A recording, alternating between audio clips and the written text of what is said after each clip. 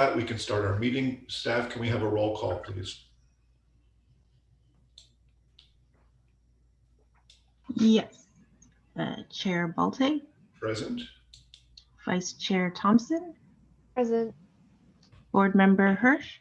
Present. Board Member Lee. Board Member Lee. Present. Board Member Liu. Present. Okay, we have a quorum. Thank you. Next item is oral communications. Are there any members of the public who wish to address an item not on our agenda? Do we have any speakers? We currently do not have any raised hands. I'll raise my hand. I'm not a member of the public, but Jody Gerhardt, manager of current planning. Just before we get started, I wanted to congratulate Board Member Thompson and Board Member Lee for their reappointments to the board. That was done on the 14th by City Council, and then they will be taking their oath of office later today, as this is the start of their new term. So thank you very much. We're glad to have you. Have you continue on. Thank you. Congratulations, Grace and Ozma. Do we have then any agenda changes, additions, or deletions? Jody? Thankfully, no. No, okay. Then city official reports. I guess this is our last meeting of the year, but what can you say for us? Yes, so it is our last meeting of the year. So, well, maybe at the end we'll say happy holidays. But as far as, so yeah, last meeting of the year. Do we have the next year's schedule, Veronica? Veronica's showing the slides, so perfect. So January 7th would be our first hearing of 2021. In looking at the items that staff has, we were not able to get all of the necessary pieces to put together a January 7th hearing. So that hearing will actually not happen for the main board. I would like to talk to the subcommittee, though, the Objective Standards Subcommittee, and pull together a subcommittee meeting on January 7th, hopefully starting around 10 a.m. So that would be Board Member Thompson and Board Member Hirsch. Hopefully you're available at that time, and we can email to get some more details. Thank And you, that's Julie. it. Okay, anything else? Nope. Okay. With that, we'll move on to our action items. First item is number 2, a public hearing, quasi-judicial, upstream of Highway 101 project, Pope Chaucer Bridge, major architectural review for replacement of the Pope Chaucer Bridge. The project also includes downstream channel modifications in 4 locations and a retaining wall in 1 location for improved flood protection. The environmental assessment lead agency is SFC Joint Powers Authority, certified an EIR on December 26, 2019. Do we have a staff report, please? Yes, thank you. Good morning, board members. I'm Clara Raybold. I'm the senior planner on this project.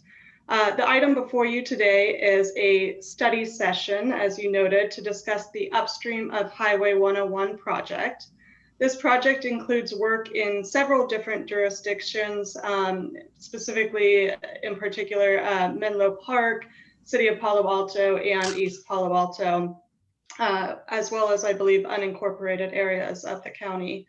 But specifically includes 6 locations within Palo Alto between Highway 101 and Pope Chaucer Bridge. As I noted in my staff report, the San Francisco Creek Joint Powers Authority Board is actually the lead agency for this project, and the City of Palo Alto is a responsible agency.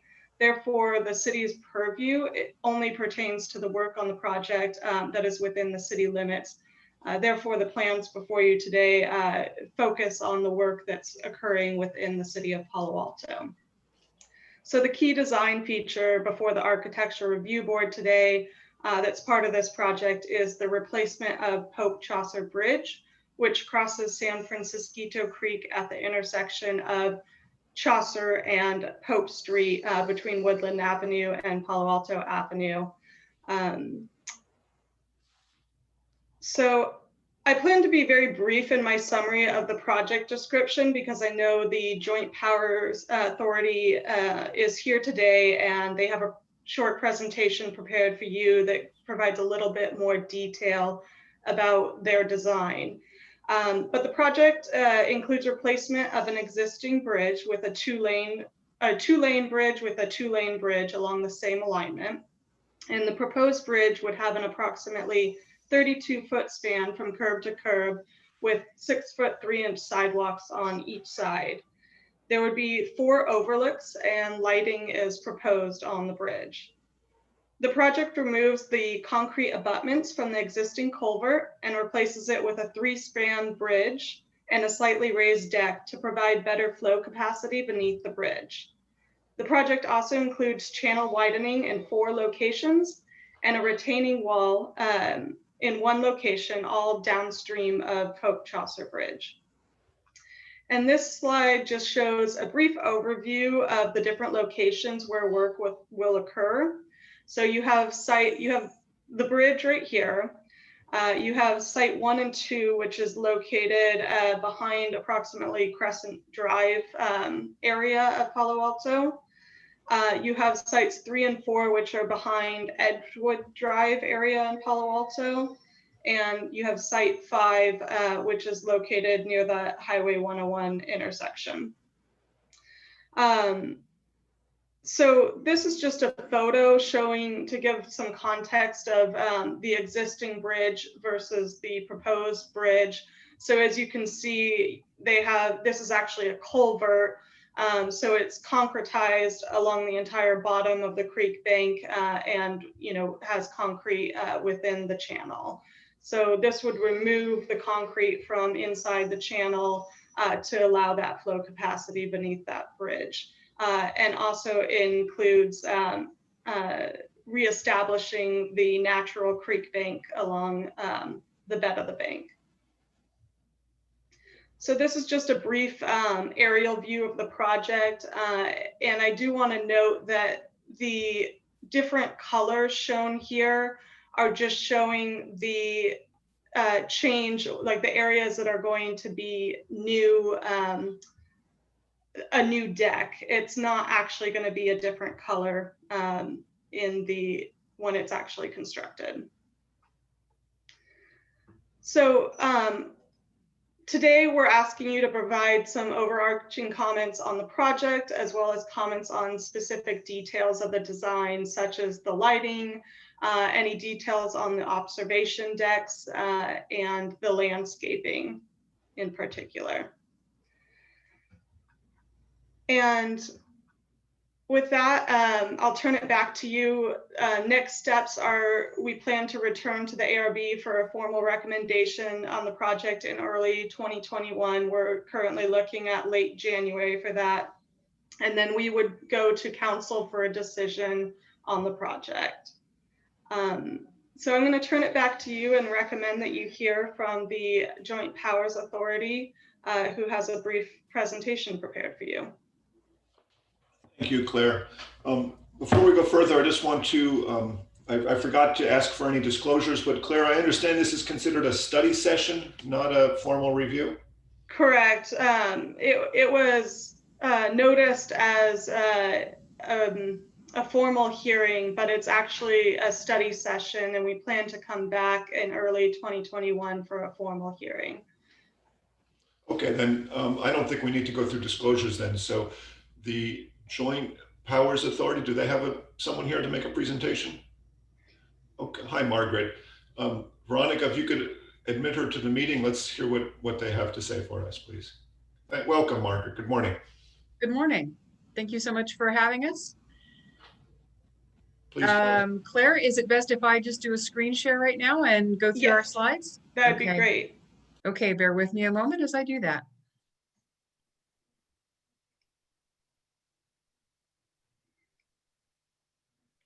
I hope I am sharing my screen. Can you see the slide? I don't see it now. Okay, let me go back and try that again. Share Alt S.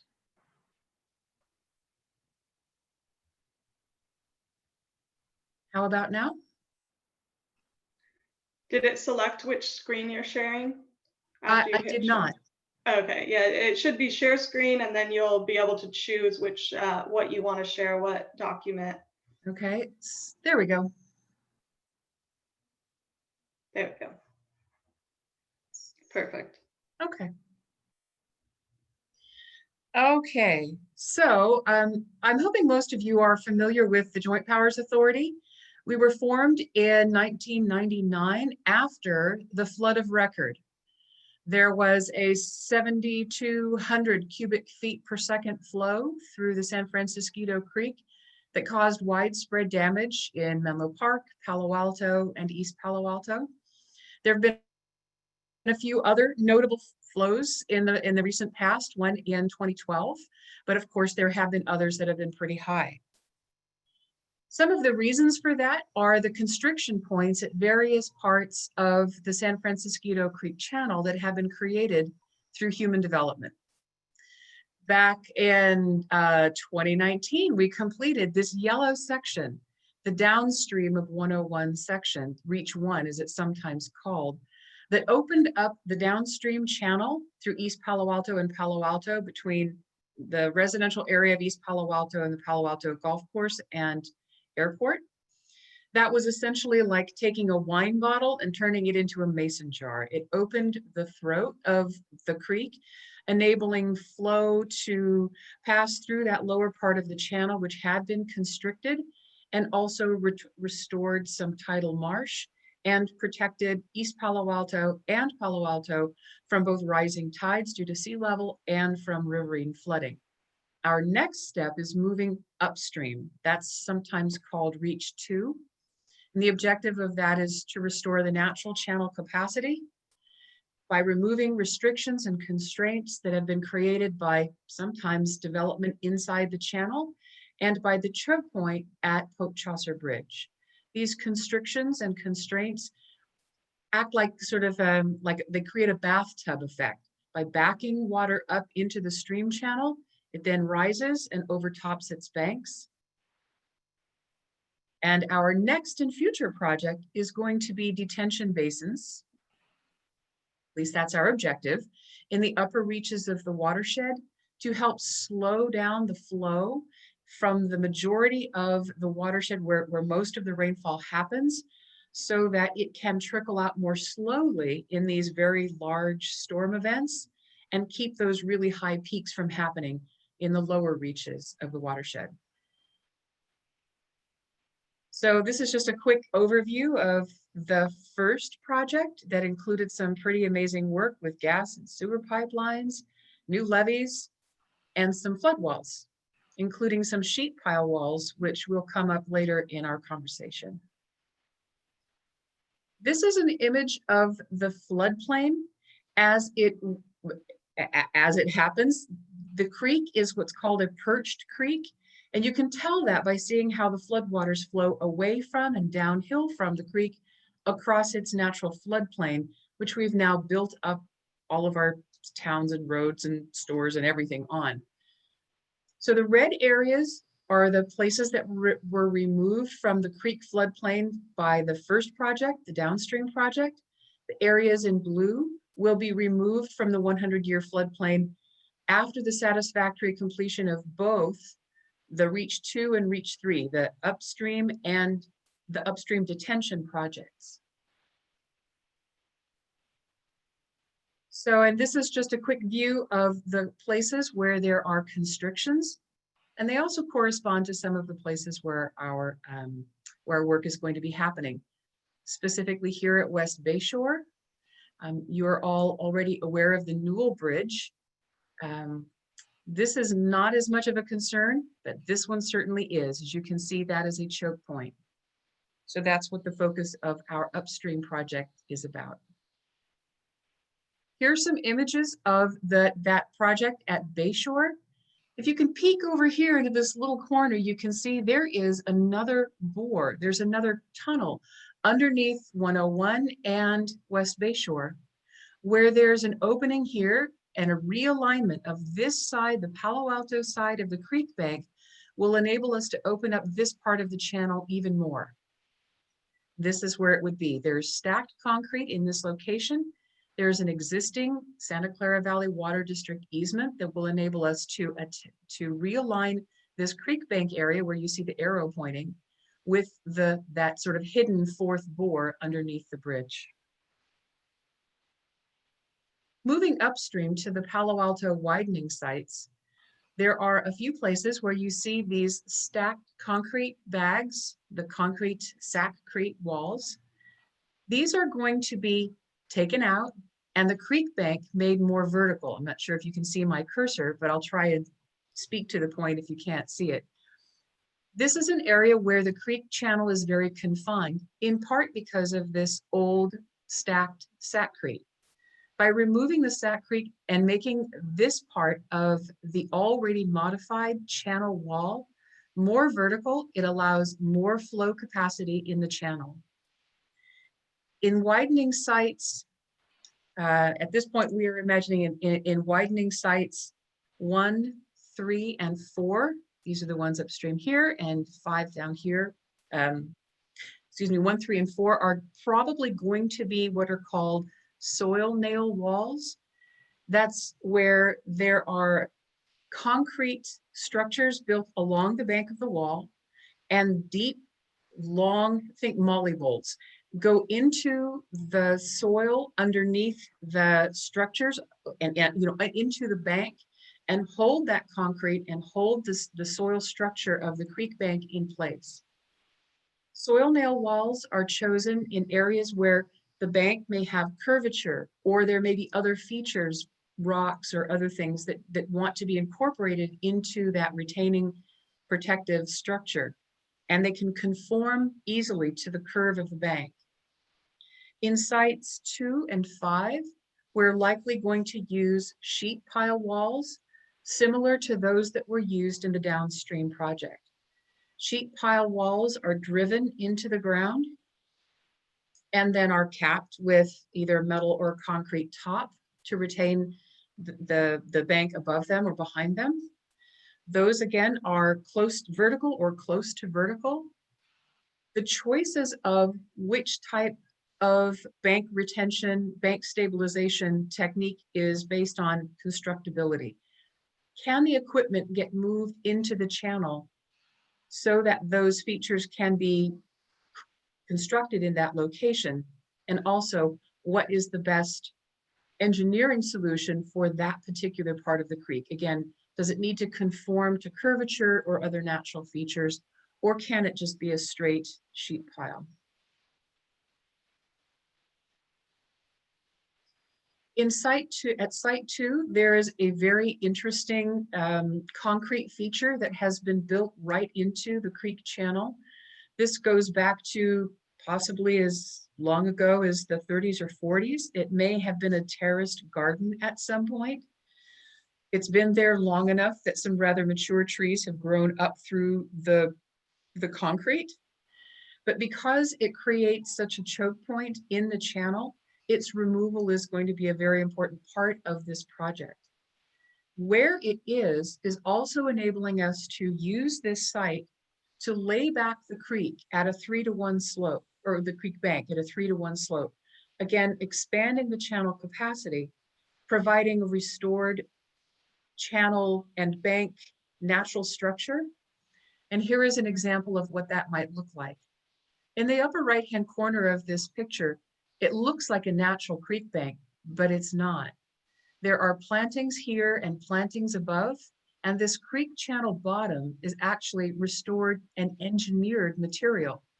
It functions just like a natural creek's bottom and bank, and that's what we will envision doing in this place at site 2, where we'll have such an opportunity to recreate the natural creek bank and channel bottom.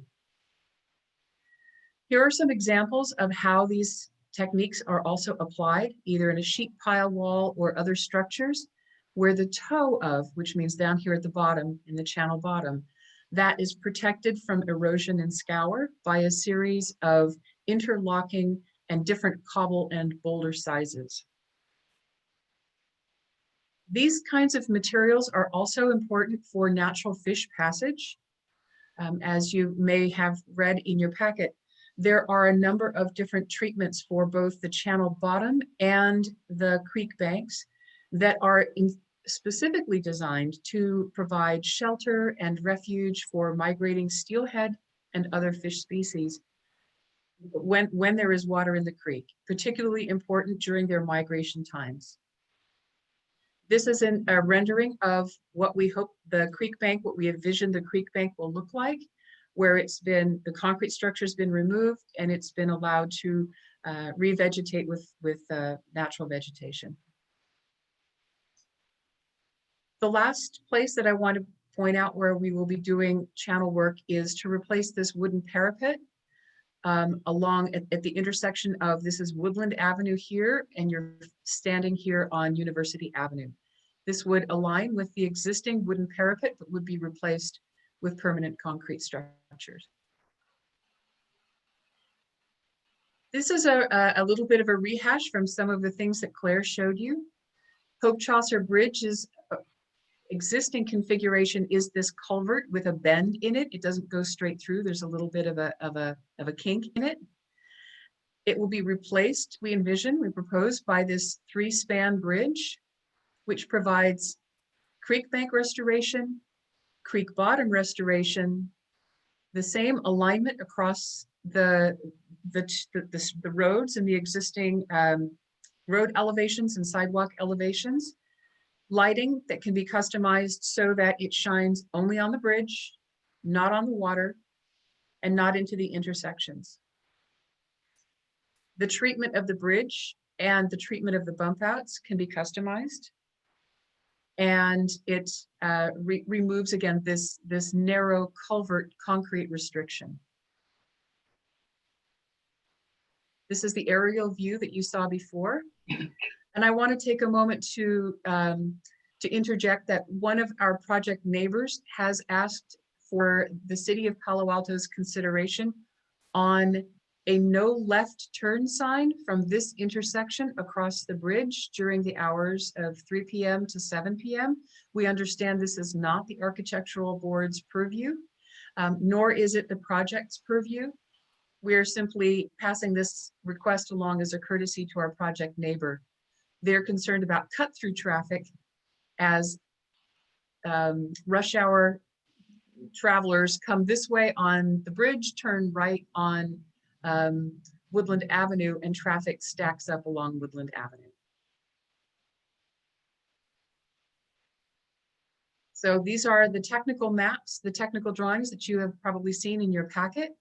They describe where the bump outs are. They describe the bridge deck. You can see a slight change in elevation here. It has a approximately 3.5 foot rise from one end to the other. The middle is 3.5 feet higher than either end. So there's a very gradual arc.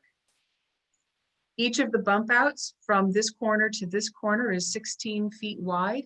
Again, the sidewalk is 6.5 feet. It's the same 2-lane alignment. And I think, let's see if there's any more detail here. Maybe a little more detail here where you can see some of the previous alignments of where the current culvert is, the current bridge is along here. You can see that better in this picture. So it would reduce the amount of blockage or coverage of the natural creek channel by removing this larger old structure and replacing it with this same bridge alignment, the same size bridge alignment. There are going to be parts of this project that will impact trees and other native vegetation, these areas in particular. We want to and have minimized our project footprint so that we can avoid impacting particularly the mature vegetation along the creek bank as much as possible. Of course, our intention is to comply fully with all of the advice and direction from both the City of Palo Alto, the City of Menlo Park's arborists, and to seek their expertise and to work with the community members adjacent to our projects to hear their preferences for vegetation and tree management. And we will accommodate that as best we can within the course of the project. There will be traffic, there will be trucks, there will be noise. These are the locations of the major work, and the traffic impact locations are most likely in these areas. There will probably be about 20 workers at any given site on any given day. About 60 trips per day is what we've anticipated. There are likely, especially around the Pope Chaucer Bridge area, likely to be impacts to local neighbors with the demolition and construction around noise and dust. And certainly because the bridge is going to be closed for the duration of that construction period, the convenience of the bridge will be lost for the time of construction. I think that's about it. Before I entertain questions, I have to acknowledge and thank the folks at NV5 who have been so helpful in the engineering and design, as well as our great colleagues at the Santa Clara Valley Water District. We have Russ Nygaard and Peter Park from those organizations respectively. And many thanks to my great team. Tess Byler has led all of the work with our arborist and with both Menlo Park and on the Palo Alto side, and Kevin Murray is the overall senior project manager for the upstream project. They are all in attendance this morning, and we can all help answer your questions. Thank you. Thank you very much, Margaret. A very, very nice presentation. It was very thorough, and your graphics really go a long way to explaining your project. Do we have any questions of the applicant from any member of the board? I have a question. Go ahead, Ozma, please. I wanted to ask either staff or Margaret, is the railing of the bridge, is that something that is set in stone, or is that something we are able to comment on? It is not set in stone, literally or figuratively. It can be customized in any number of ways. There are treatments, there are materials that can make it either look like wood, like metal. It can remain bare concrete. It's the pleasure of the Architectural Review Board to help us finish those details in our planning and design. Thank you. Any other questions? Margaret, I'm just wondering then, it sounds like the shape and form and dimensions of the observation decks also, I don't know if there are any guiding principles in how they are currently represented. The only guiding principles that I am aware of, Ms. Lee, is that there was a desire for there to be an opportunity for pedestrians to stop and view the creek. There can be benches, there can be, it's at your pleasure just to adjust how those are arranged. The design themselves of the bump outs, I believe, can be customized. They have been included because it is our understanding that there was a desire to have more of an opportunity to have the public be able to engage with the creek, enjoy the scenery of the creek, and to provide an aesthetic element to the bridge. Thank you. And then I guess, if I may, Peter, just the other question I had was the need or any discussion regarding crosswalks or paving patterns that might direct wayfinding or safety or public safety? I'm not sure I follow you, Grace. Maybe to the applicant, can you explain the paving patterns and finishes? Is there some special way to get wayfinding marked into that? Or if there was an ask for crosswalks or requirement, I'm just curious. I am not aware of any crosswalk or wayfinding requirements as part of a flood control bridge, or basically a flood risk mitigation project. I would defer to my colleagues either at NV5, Valley Water, or to Kevin if there have been discussions about crosswalks or other wayfinding elements. I'm punting to you guys. I had a couple of questions then, if everybody else is complete here. I have to. I'm also. Go ahead, David. You can go ahead first. Okay. Well, yes, Margaret, it's an excellent presentation. It's very thorough, and the photographs are wonderful, especially the one that I'm looking at right now. I wish the creek would look this way. I have all the time. I happen to live very close to it, almost within range to be notified. And take my dog and look in the creek and wish there were water at this time, and there was last week, this past week. My question really is, in Middlefield, what is going to happen at the Middlefield crossing? Is it adequate there to handle this, the plan, or is this part of a future improvement? It is not part of our current plans. The crossing, the bridge crossing at Middlefield is considered adequate flow passage for the peak flows that we anticipate. And at this moment, it's not part of our project plans, either for this reach of the creek or the further upstream reach. I suppose there are possibilities for us to reconsider that if our hydrological modeling or circumstances would raise that as an issue that we would need to consider in the future. Okay. How would you describe it? Can it handle the flood waters? Presently, the volume that you're expecting to improve in this area in a similar way? In other words, is it an adequate passage? I'm sorry, Mr. Hirsch, I'm not quite sure I'm hearing you very well. If I understand your question, you're asking what is the current capacity at Middlefield, yes, and whether or not that's adequate? Mm-hmm. I would need to go back to my drawings and maps that I don't think I have on, let's see. So this area, I don't remember what the capacity is at this particular bridge, but it's probably in excess of 5,800 or 6,200 cubic feet per second. I'm hoping that Kevin can chime in. He probably has that at the tip of his tongue. Yeah, yes, good morning. The capacity at the Middlefield Road Bridge is about 7,200 CFS under normal flows and about 7,500 CFS under pressure flow, meaning when water backs up behind the structure. And that's about equal to the natural channel capacity downstream. So if we were to remove or modify Middlefield Road Bridge, that would create a situation where all of that downstream reach, not just where you see circles, but the entirety of it could be subject to overbanking.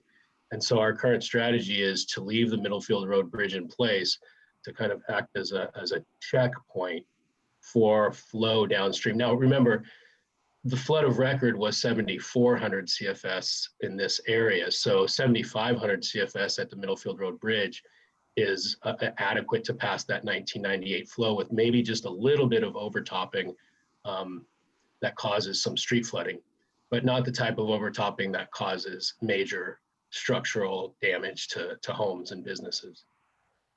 Looking forward, as Margaret said, our strategy is not necessarily to modify Middlefield Road Bridge to get us to that next level of protection. It's to look upstream where we could possibly detain water at those offline detention basins, what Margaret described as our Reach 3 projects that would come in the future to reduce the overall peak flow such that Middlefield Road Bridge is no longer even a consideration as a constriction point. That certainly answers my question very well. I just want to say that I was present here when a few years ago there was a significant rainstorm and the bridge was above the arch. The present bridge was flooded above the arch, and trees were coming downstream and were held against the archway there and then sucked under that orifice that went presently under the bridge. It was a very dramatic time. A lot of neighbors were there. This looks very much like it will totally solve that kind of a problem. We were a little bit scared at the time that it might even increase fire. And thank you all very much to the team here who has done such a terrific job and hydrological job at solving this problem. Thank you. Thank you, David. Claire, I wonder if you could outline for us the process that is going to take place with other agencies making similar reviews to ours, say the Menlo Park Planning Commission. How are we ensuring coordination between all these various agencies? Yeah, I've been coordinating very closely, particularly with Menlo Park, since the bridge crosses, both jurisdictions. And actually, the representative working for Menlo Park is our former public works director. So he is very familiar with the Palo Alto regulations and requirements.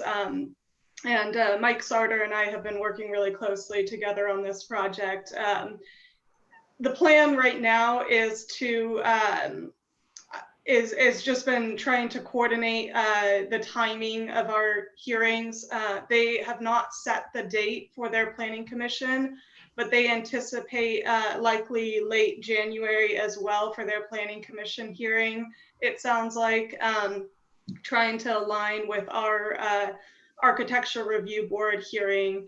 And I anticipate sending him, following this meeting, a brief summary of the key comments from our architecture review board for their consideration as they move forward with their recommendations or approvals or whatever they are looking to do for this project.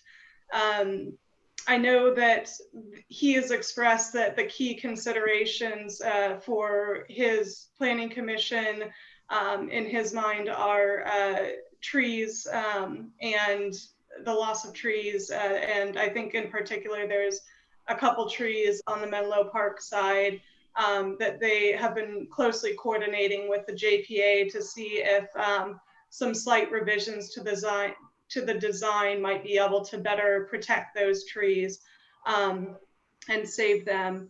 And then just the traffic as well during the temporary construction period and the relocation of traffic towards Middlefield Road in particular. There is going to be a temporary signal which was analyzed in the environmental impact report at, I believe, Middlefield and Woodland Avenue for the temporary construction period. So those are kind of the key considerations that the Planning Commission, he thinks, will be interested in Menlo Park. Thank you, Claire. My second question is more mundane, but to the applicant. I want to just be sure I understand correctly. I noticed on the plans a note calling for a painted date designation on the bridge. Is that correct? Is that how you intend to commemorate the date and construction of this bridge? I believe that that is what's being proposed. I am not sure that there aren't other alternatives. So painted or stamped or a plaque, or I'm sure there are many options. Okay, I just wanted to know what's in the application right now. That are available to us. Thank you. If there is a City of Palo Alto convention that we should consider following and include in our plans and designs, we would be grateful to know what that would be. I don't know convention. We don't build that many bridges here. So lastly, Claire, we had talked about having the city arborist chime in on this. There's an awful lot of live oak trees being removed, and we're hoping to have even more replanted, but I'm curious to hear the arborist perspective on both the tree removal and what the feasibility is to restore some of that. Is that person available? Is that Walter? Yeah, Catherine Moncar is actually present, I believe, on the call. Yes. Catherine, thanks for joining us Hi. today. Yeah. Yes, good morning. Yes, there are quite a few trees being removed for this project, and many of them are coast live oaks. Not all of them are the specified DBH that make them protected, but some of them are. But given the greater public benefit of this project, Planning and Urban Forestry feels it necessary to approve of the removal of these trees, and they will be replaced as per the tree technical manual's guidelines of replacing canopy. So if we lose one coast live oak, it will be replaced with multiple new 24-inch box trees to meet that canopy within 10 years, which is the Palo Alto Tree Technical Manual's guidelines. So we're working closely to make sure that the replacement values are accurate and that they are replaced with native, if in some cases regionally adapted species, but drought tolerant species. Okay, and you're confident that you'll be able to fit that many new trees? I mean, in the area of the Pope Chaucer Bridge, the whole thing is covered with live oak trees, and it's hard to see how you'll fit 3 times as many there. Have you? So for projects like this, we've also we have started thinking about the way in Margaret's presentation, she was showing how some of them are. Margaret, if you can say, what is the name of? It's when it's like a very tiny specimen of a species. Like gets planted in. Willow cuttings. Willow cuttings. Right. So right. I mean, in a unique and specialized project like this, we can look at square footage of land and how many spacings of willow oaks will be going within a particular square footage. How many can we get in? So where there are available locations to plant 24-inch box trees on level, flat upland ground, we will be planting them there. In areas where we want to be replacing what was lost with the willow oaks, we're going to be looking more at square footage of land rather than how many 24-inch box we can get in. But there will be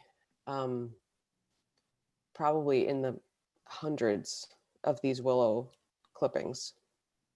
And I just want to note that the to add to that, that the trees don't necessarily need to be planted in the exact location that they are lost. And so we have been working with the JPA to identify what the total canopy loss is and to determine whether there is sufficient space to plant within the work areas, the project areas.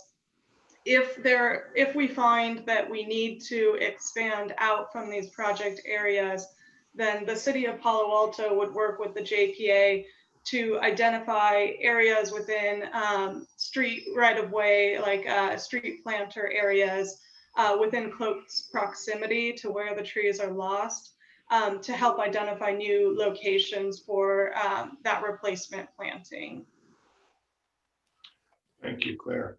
My last tree question really is very particular, but there's a very large live oak tree.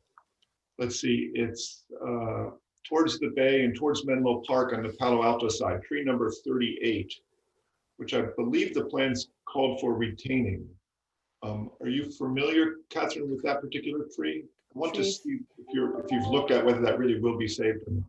Tree 38, it's a 17-inch DBH, coast live oak. It's much bigger than that, I believe. Okay, in the tree, in the PDF of the Pope Chaucer plan set that was available to me, tree 38 is a 17-inch DBH. So I'm not sure which large coast live oak, which other one you're referring to. I see that there's a 34-inch, which looks like the biggest one in this tree removal list. Okay, I was out there looking at them and I just took a photograph of the tree and the metal tag on it. Let's come back to it. I don't want to waste our time now. I'm just concerned that that particular one is a real majestic tree. and we'll flag Okay. it. Okay, any other questions? Yeah, I had one more question for Margaret. On the material that will be posited as part of the bank, you mentioned that it was like an engineered kind of, it was a little unclear. I was actually wondering if you could just reiterate what, it sounded like it wasn't going to be returned to an entirely natural material, that it was going to be sort of a hybrid. I think that's a very good description, Osmo's hybrid. It's not natural because right now there aren't very many large cobbles and boulders washing down the stream. So being able to put rocks and boulders into the stream isn't exactly natural. If there were no humans here, they would happen naturally. But because we have dammed and diverted, changed so much of the watershed, it doesn't happen as much anymore.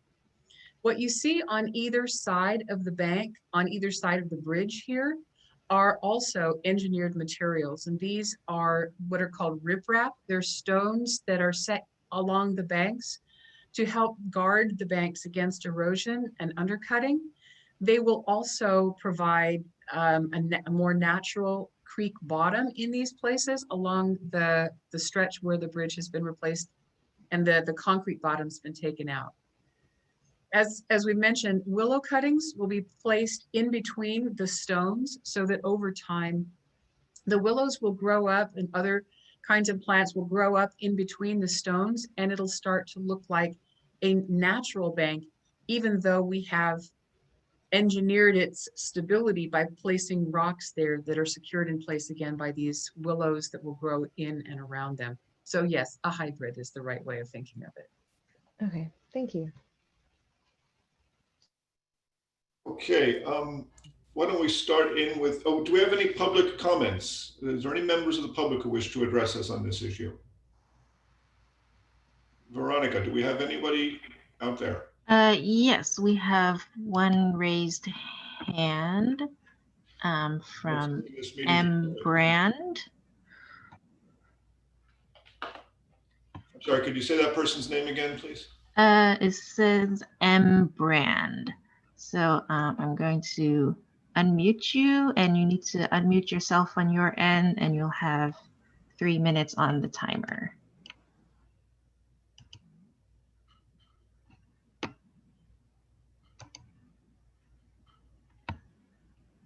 Okay, can you unmute yourself?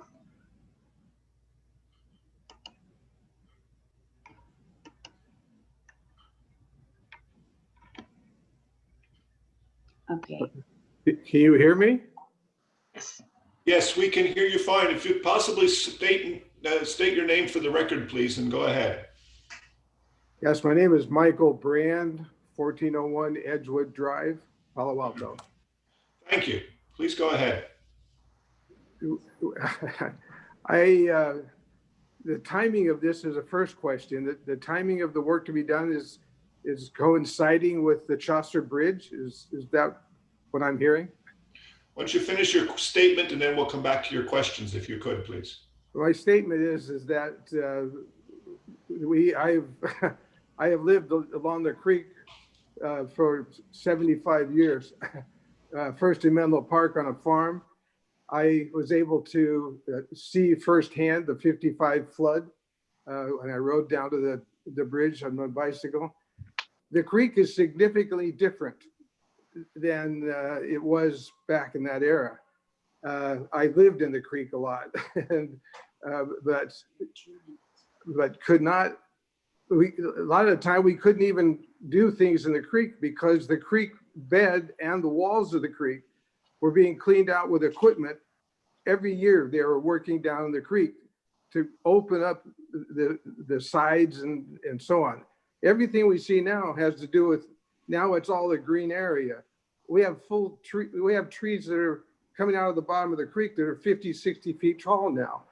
And so, you know, what we're seeing here is that that our property already dedicated about 30 feet of the property, and we've lost two huge oak trees that were along the creek that lost the roots on that side. what you're going to do now is something that doesn't make sense in a way that on the other side of the creek where there's flooding, our area is out of the flood zone. And, and so everything you're doing on our side of the creek, you're basically going to be cutting off the roots of some huge trees here that will be absolutely endangered. We had one of these eucalyptus trees come down and go right through a house based on the fact the roots were cut off 50 years ago. That, the oak trees we lost looked healthy, but their roots on the creek side were gone from the last time you did this.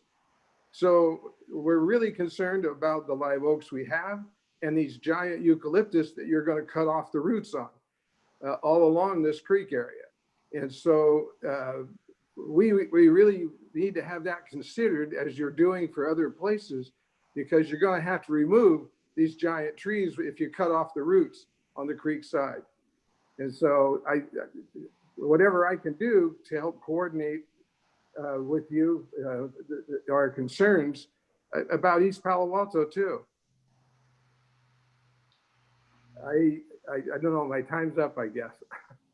Yeah, if you can wrap it up. Is that what you have to say? Well, I'm just saying that we're right on the bend of the creek.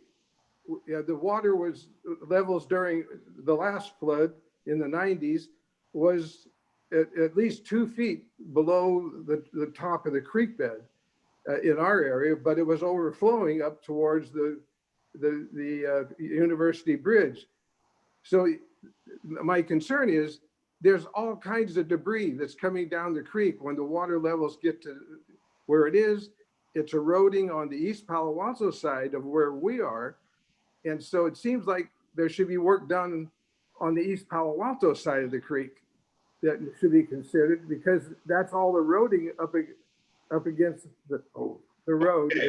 Okay. We've gone over time a little bit, Mr. Brand. If we could leave it at that, please. Thank you very much for your comments. Are there any other members of the public who wish to make a comment? Yes, we have another raised hand from Pitch Johnson.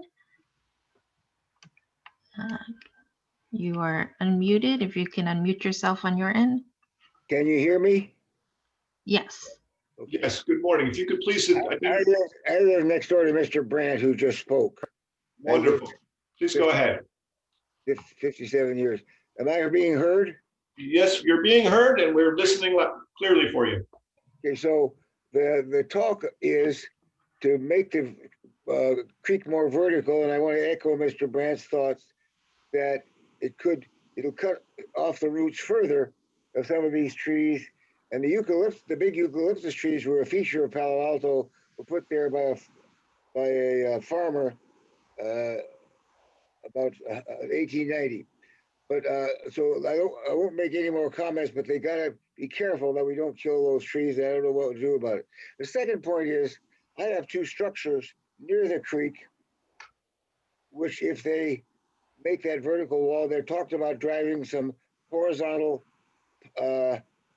structures into the creek bed to hold the structure under the yard to keep the wall up.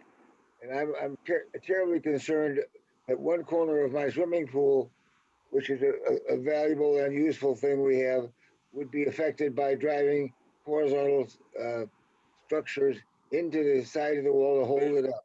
And when the guys were out there last year, I talked to them about that. They said they'd have to take that into consideration.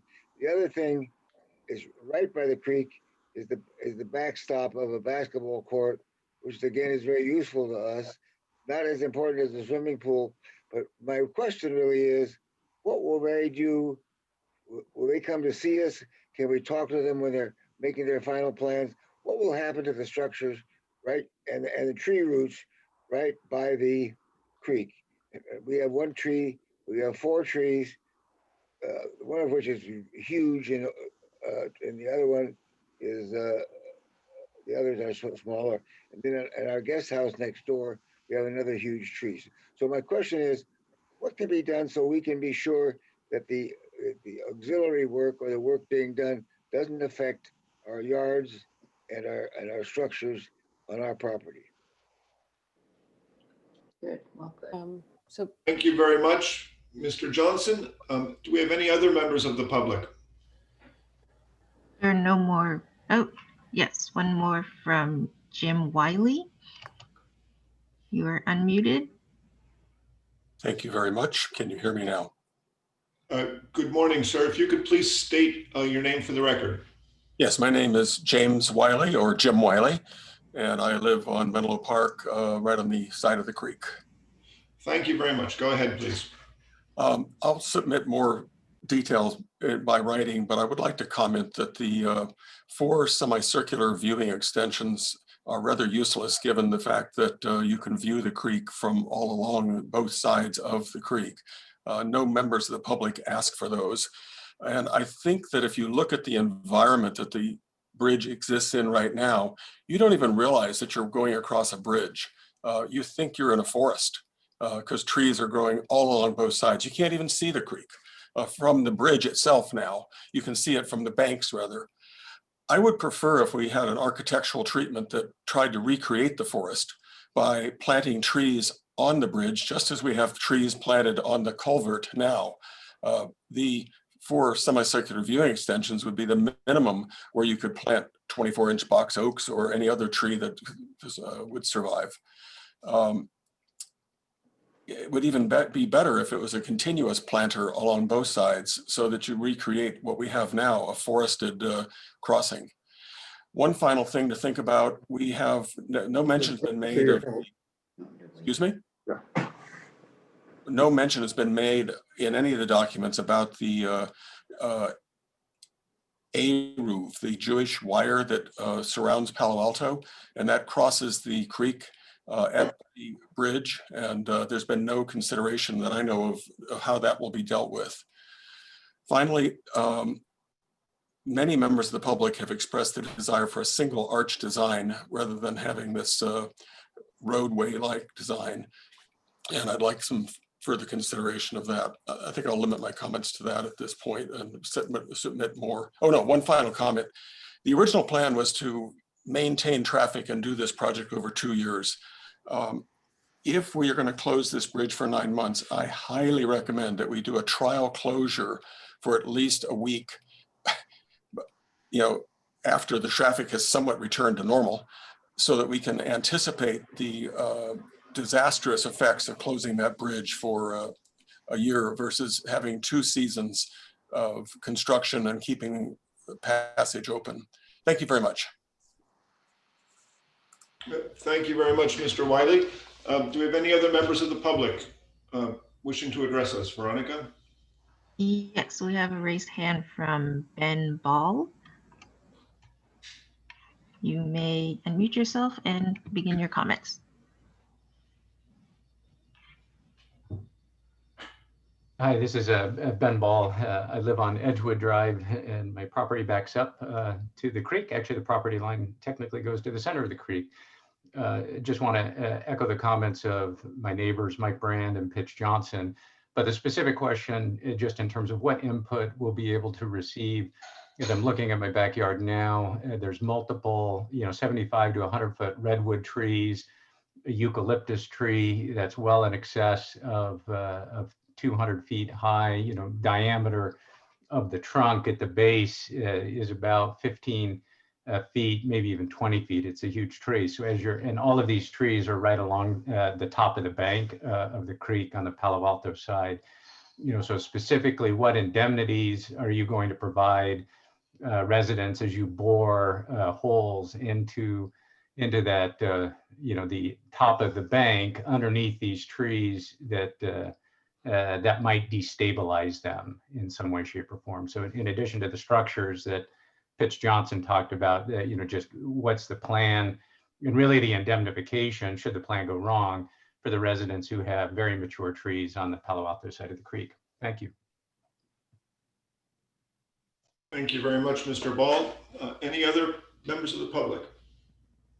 No, we have no more raised hands. No more raised hands. Very good. We'll close the meeting to public testimony then. I think before we begin with board comments, however, I wonder if the applicant could address two things that seem to have been raised by the public testimony. One is the scheduling of construction of this bridge relative to the other bridge on Newell Road. And secondly is regarding the concerns with the trees roots, if that's been considered at all. Just to put those out there in a brief comment on each, please. Sure, thank you. So scheduling of construction has to happen in a specific sequence. The Pope Chaucer Bridge can only be demolished and reconstructed after the Newell Bridge project is complete. We don't want to have two bridge crossings interrupted at the same time, nor do we want to have a circumstance where we're simply transferring the flow constriction risk to another location. So we anticipate that the Newell Bridge construction will either be in 2022 or 2023. That means that the in-channel work can happen at the same time, but the Pope Chaucer Bridge has to happen at a subsequent year. So let's say speculatively, if the Newell Bridge construction happens in 2023, then Pope Chaucer could happen in 2024 or a year earlier, depending on how the Newell Bridge project turns out. Again, the in-channel work, the creek widening sites can happen at the same time as either Newell happens or at the same time as Pope Chaucer happens. So for those members of the community who are most interested in the channel widening work, a speculatively likely date, if we could say that, depending on regulatory agency permits, full funding, we're at about halfway there on our funding, and on the sequence of work at Newell, 2023 is looking like a probable date for in-channel work. Thank you. With regards to the tree roots, I'm hoping I can hand that question over to either Kevin Murray or Tess Byler. Tess has been working closely with the arborists and knows a lot more about trees and tree roots than I do. Thank you. My name is Tess Byler, and I work at the JPA with Margaret. And I've met many of the members of the public who have commented. And I wanted to address in particular, we had an arborist evaluation that is included in our EIR that specifically looked at the tree roots and all the trees along the top.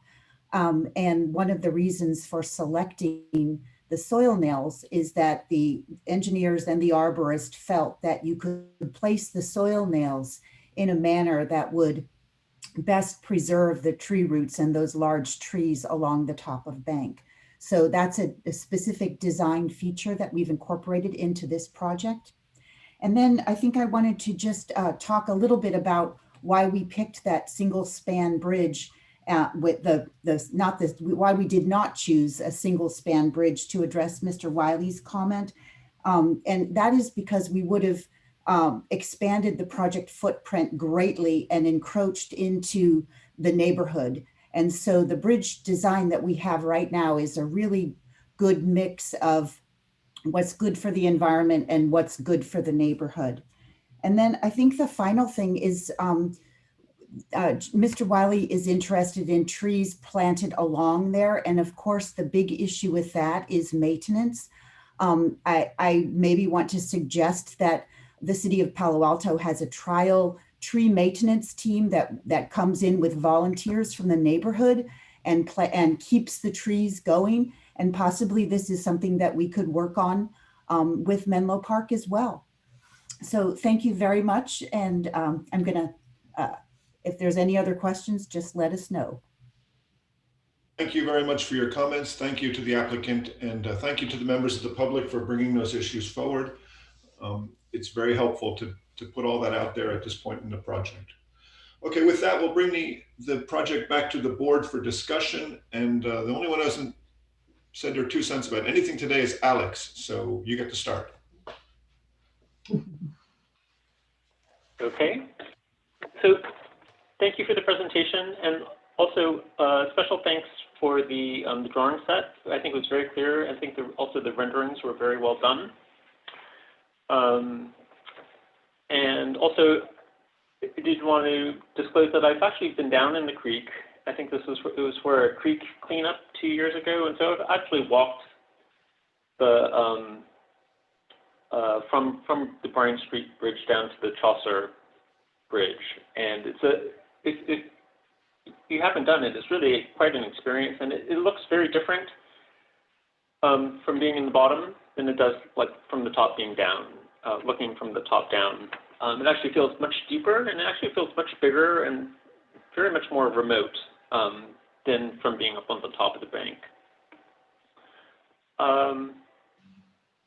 Okay, so on my list of items here is, I think Peter mentioned the large oak tree on Chaucer and Palo Alto Avenue. I did see that the drawings are retaining it. I don't have the tree, I didn't see a tree number on it. But I was curious about that with regard to all the grading that's going to happen at that area. I saw that there's an existing bench with interpretive signage on the top of the bench, and I was wondering if something like that would be retained or replaced. I did see like an existing garbage can near that bench, and I was wondering who maintains that. Is that like maintained by Palo Alto's Parks Department?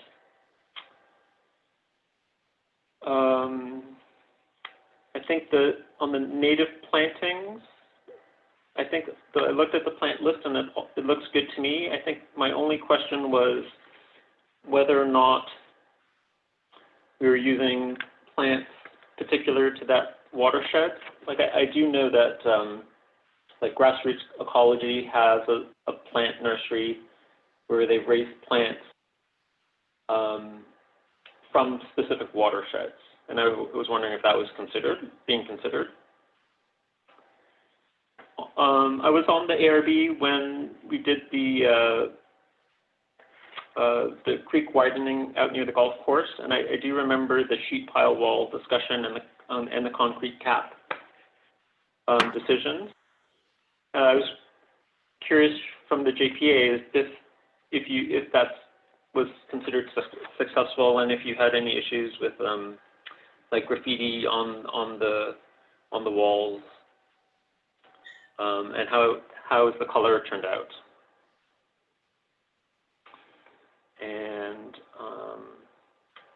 And two, also just a small comment on the drawing set is on the retaining wall areas, like along Edgewood and like Crescent Drive. I think you're labeling all of the homeowners' properties with their last names. And I grew up in Crescent Park, so I do recognize many of the names.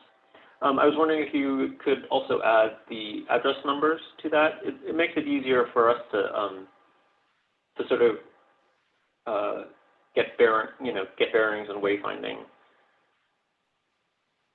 And yeah, but I think I'm generally in support of the project. I think that the landscaping looks good.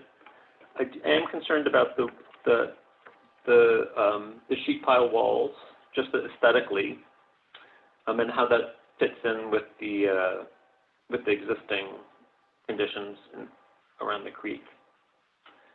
I think the lighting looks good. I do support the decks. And I think that's all that I've got here. But I look forward to seeing it next year. Alex, would you like to have the applicant discuss the sheet pile walls now while we're still fresh in our memory?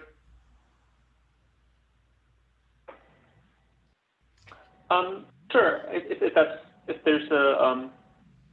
If they have anything to present. I think this is a study session, so the more we just get it back and forth, the better it is. To the applicant, Board Member Liu brought up a concern about the sheet pile walls, asking if you had issues with graffiti or color on phase 1. And I think the underlying question really is, are there any options? Maybe you could respond to that. Okay, I understand that the sheet pile walls can come in a variety of colors. It's my understanding, and I'm sure Kevin Murray can correct any misstatements I make about this since I was not present at the time of the project. They were painted for aesthetic reasons, according to Palo Alto's request. I have noted that in a couple of locations, there have been some graffiti artists taking advantage of the sheet pile walls. So there does happen to be some graffiti. The concrete cap is, seems like it is working fine. It is, it's not so high that you can't look over it. It's, you know, kind of tummy height, chest height, and it provides an opportunity to look out over the creek. It seems to be holding up very well. It does not require additional maintenance. And at this point, I would like to hand it back to Kevin if he has any comments about options or alternatives to the colors or treatments on the sheet pile walls. Or so the standard sheet pile wall is kind of a rusty looking color. I'm sure you've all seen it in coastal environments. And for the downstream project, the sheet pile walls that we installed were in an area that was going to be highly visible to the public because we were also creating public trails. There were existing public trails there that we improved, and then we also created new public trails along those sheet pile walls. So there was a lot of interest from this body and from others to make them as aesthetically pleasing and to provide a color that matched the natural environment as much as possible. Certainly those options still exist. To paint and epoxy resin the sheet piles as we did in the downstream project is very expensive. However, in this location where we're proposing sheet pile walls, it's a much shorter distance, so it would be less of a cost impact to the project. But also important to consider is the sheet pile walls that we will be installing in this reach of the project won't be nearly as visible to the public. You'll be able to see them from certain vantage points, at the West Bay Shore Bridge, for example, but it's not along a public right-of-way. It's along a closed area of easement that is held by the Santa Clara Valley Water District that is gated and locked and only accessed for maintenance. So it's not nearly the public feature that the sheet pile walls in the downstream project represented. It's kind of in the channel, in an area where the channel has largely been engineered to conform with kind of more of a trapezoidal or vertical channelized area, not in this natural creek environment that's adjacent to public trails and marsh and a slough environment. Great, thank you. Thank you. Alex, does that address the concern you raised?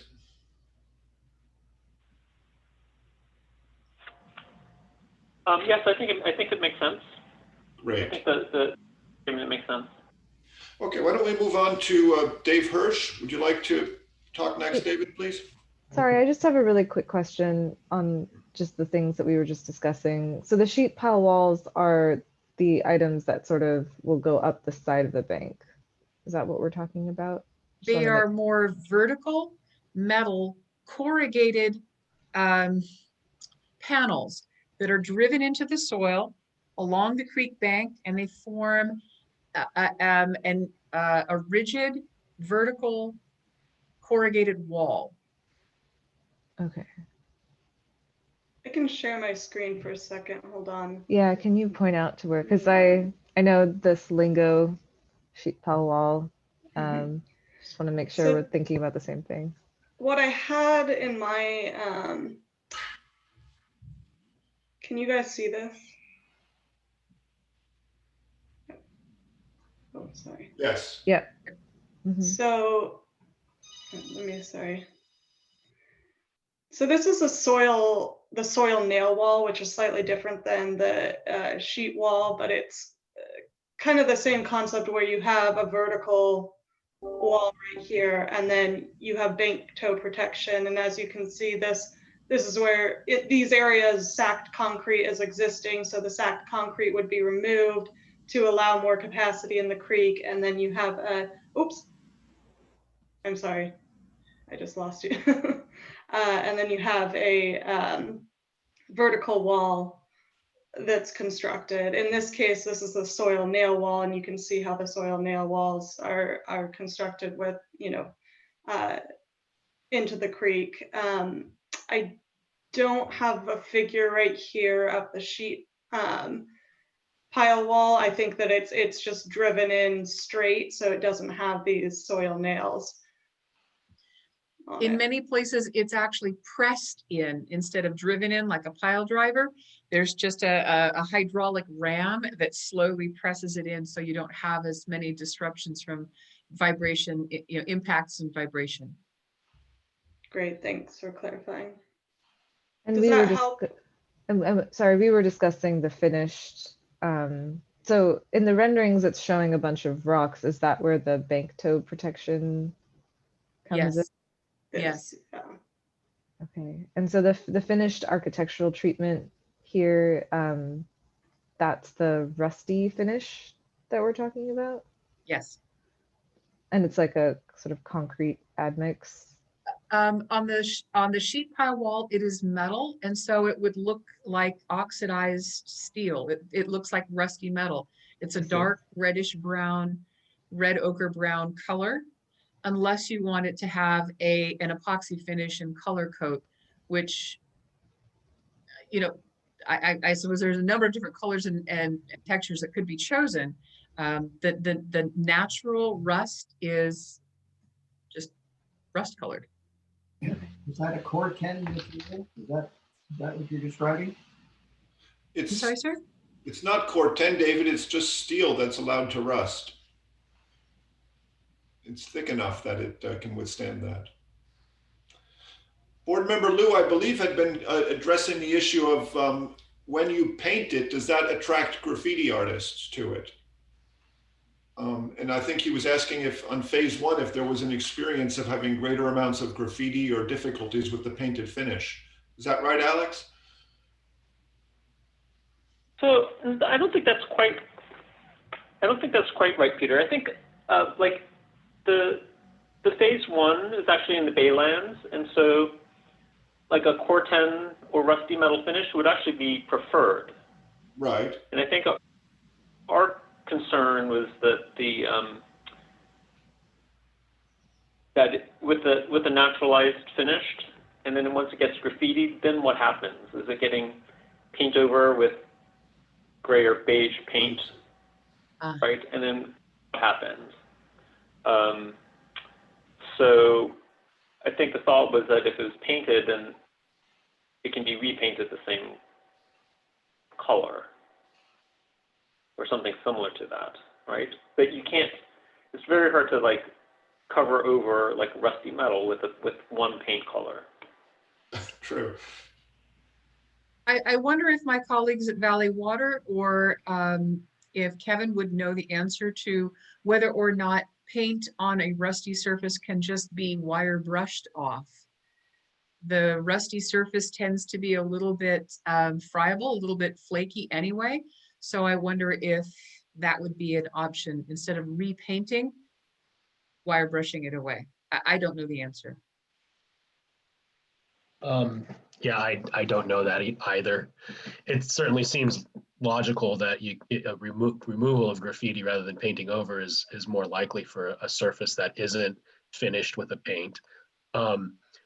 However, I will like to note that these sheet pile walls, even if we don't change the color, they will be coated with an epoxy to prevent corrosion. It still is a tidal environment, and we will have salty brackish water up against these surfaces at times. So we will likely coat them with an epoxy. It could be clear though, and we can save the color, or it could be over the top of a paint.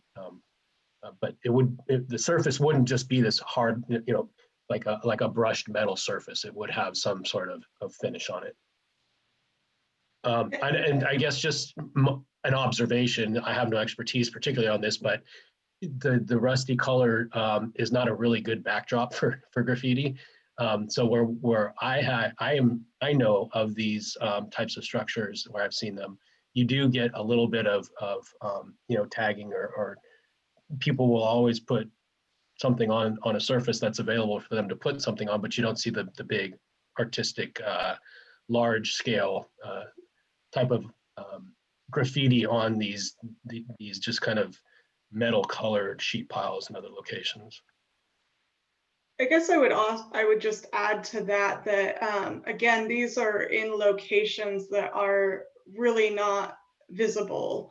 So I think the likelihood that you're going to get graffiti in areas that it's not going to be visible to anybody to be less likely, and it's also a little bit less accessible than some of the areas in the Beta Highway 101.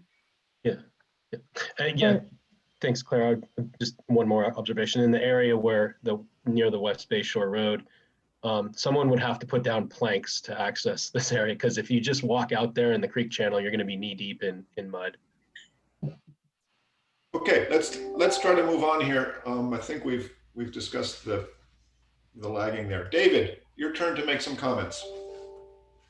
Thank you. Can you hear me all right? It'd be great if you could speak more directly in your microphone. You're always a little bit hard to hear. I am speaking into the new headphone mic. Can you hear it now? Very faintly, David. Not as clear as I'd like. But go ahead. I can't increase the volume anymore. I'll try the voice. Okay. Just on the set of drawings, it would be very helpful. Unfortunately, we got them very, very late. And the ones that you see on your computer are not easy to reference back and forth. So it would be nice if there were an index on the drawings so that we could look to relate from one to another. I think there's a pretty good section through on S13 through the railings and the detail of that. But it would be better if we had more detailed, larger scale architectural drawings of some of the way in which the detail of the railings work and the lighting detail. On the lighting, we're looking only at a catalog of drawing, not how it's fastened to the deck rail. And then on that item, it is a traditional light fixture. And personally, I would think that you might try something a little different on this bridge. And others may agree or not agree on this, but my feeling is that where the bump outs are, where the observation or kind of community spaces are located, which I think are a good idea. I think that the design of the bridge that allows participation in that, and the location where you can view the creek, is, especially when it is developed the way it will be a vantage point that could be very useful to the community and would attract people and even create a social relationship between Newell and Palo, Alto. So, or a place where people with babies can halt on their way, taking a longer walk. And there is a lot of that, by the way, in Palo Alto and in Newell, on the local street. A little bit more in Palo Alto because it's a bit safer along the edge of the creek. And there's a sidewalk as well. So I'm in favor of the bump outs, and I think they would be good on both sides the way they're shown. I'm in favor of the span the way it is designed, just from experiencing the way in which I don't think those particular in-between structures will cause a problem with the debris that is carried downstream during a heavy rain. Whereas the present one, of course, doesn't work at all.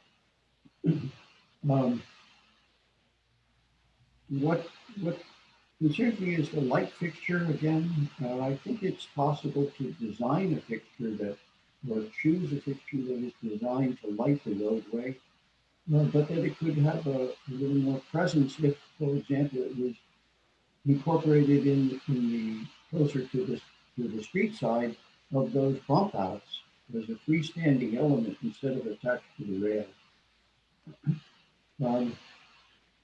I think the bridge detailing is fairly attractive, from my opinion. I think others will have comment on the detail of that.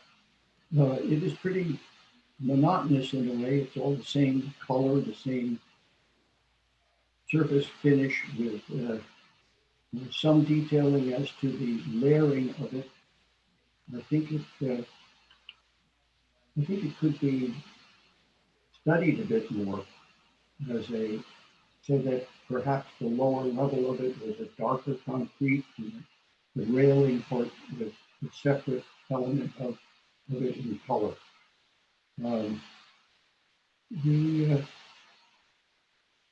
The landscaping as it is shown doesn't really describe it as a way in which it ought to be. In other words, the in-between plants that are at the water's edge ought to be more like what was verbally described as a more natural, ultimate look to the way in which the riprap will be covered and softened by the planting along the side.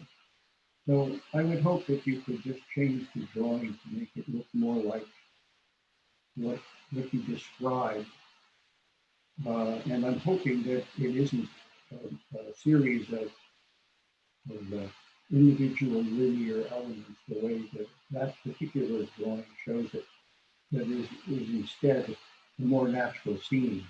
That looks very man-made, installed on a grid, and it's not what I would hope ultimately this could look like. The riprap, I think, is certainly a tremendous improvement over the concrete, whatever they call it, bags of concrete look to the. So the riprap, it would be nice if we could see some samples of what it would ultimately look like, and that you could include those in City Hall or somewhere where we can take a look at it, perhaps in the creek.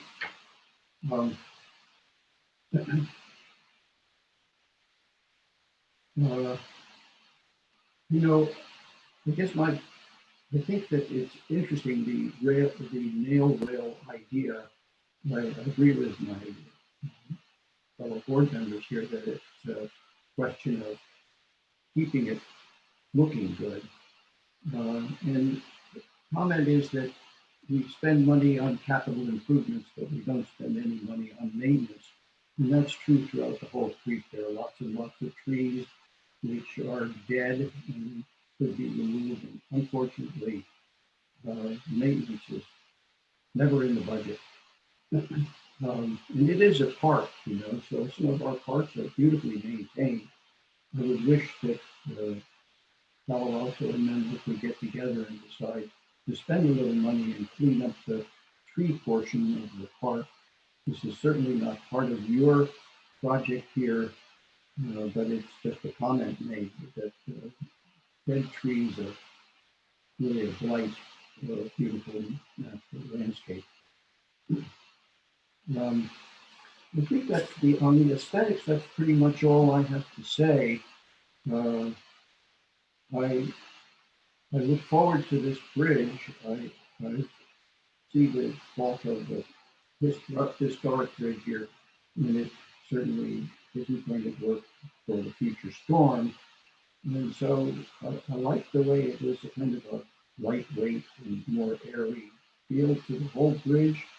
And I want to comment that I hope that we don't make the no left turn because onto the bridge that one comment was made. We need access to the bridge from all sides. I don't find it is that heavily used during rush hour. I wouldn't agree with that idea. I don't think it needs to be explored. It just has to be properly signed so that people don't turn left without looking right, or right without looking left.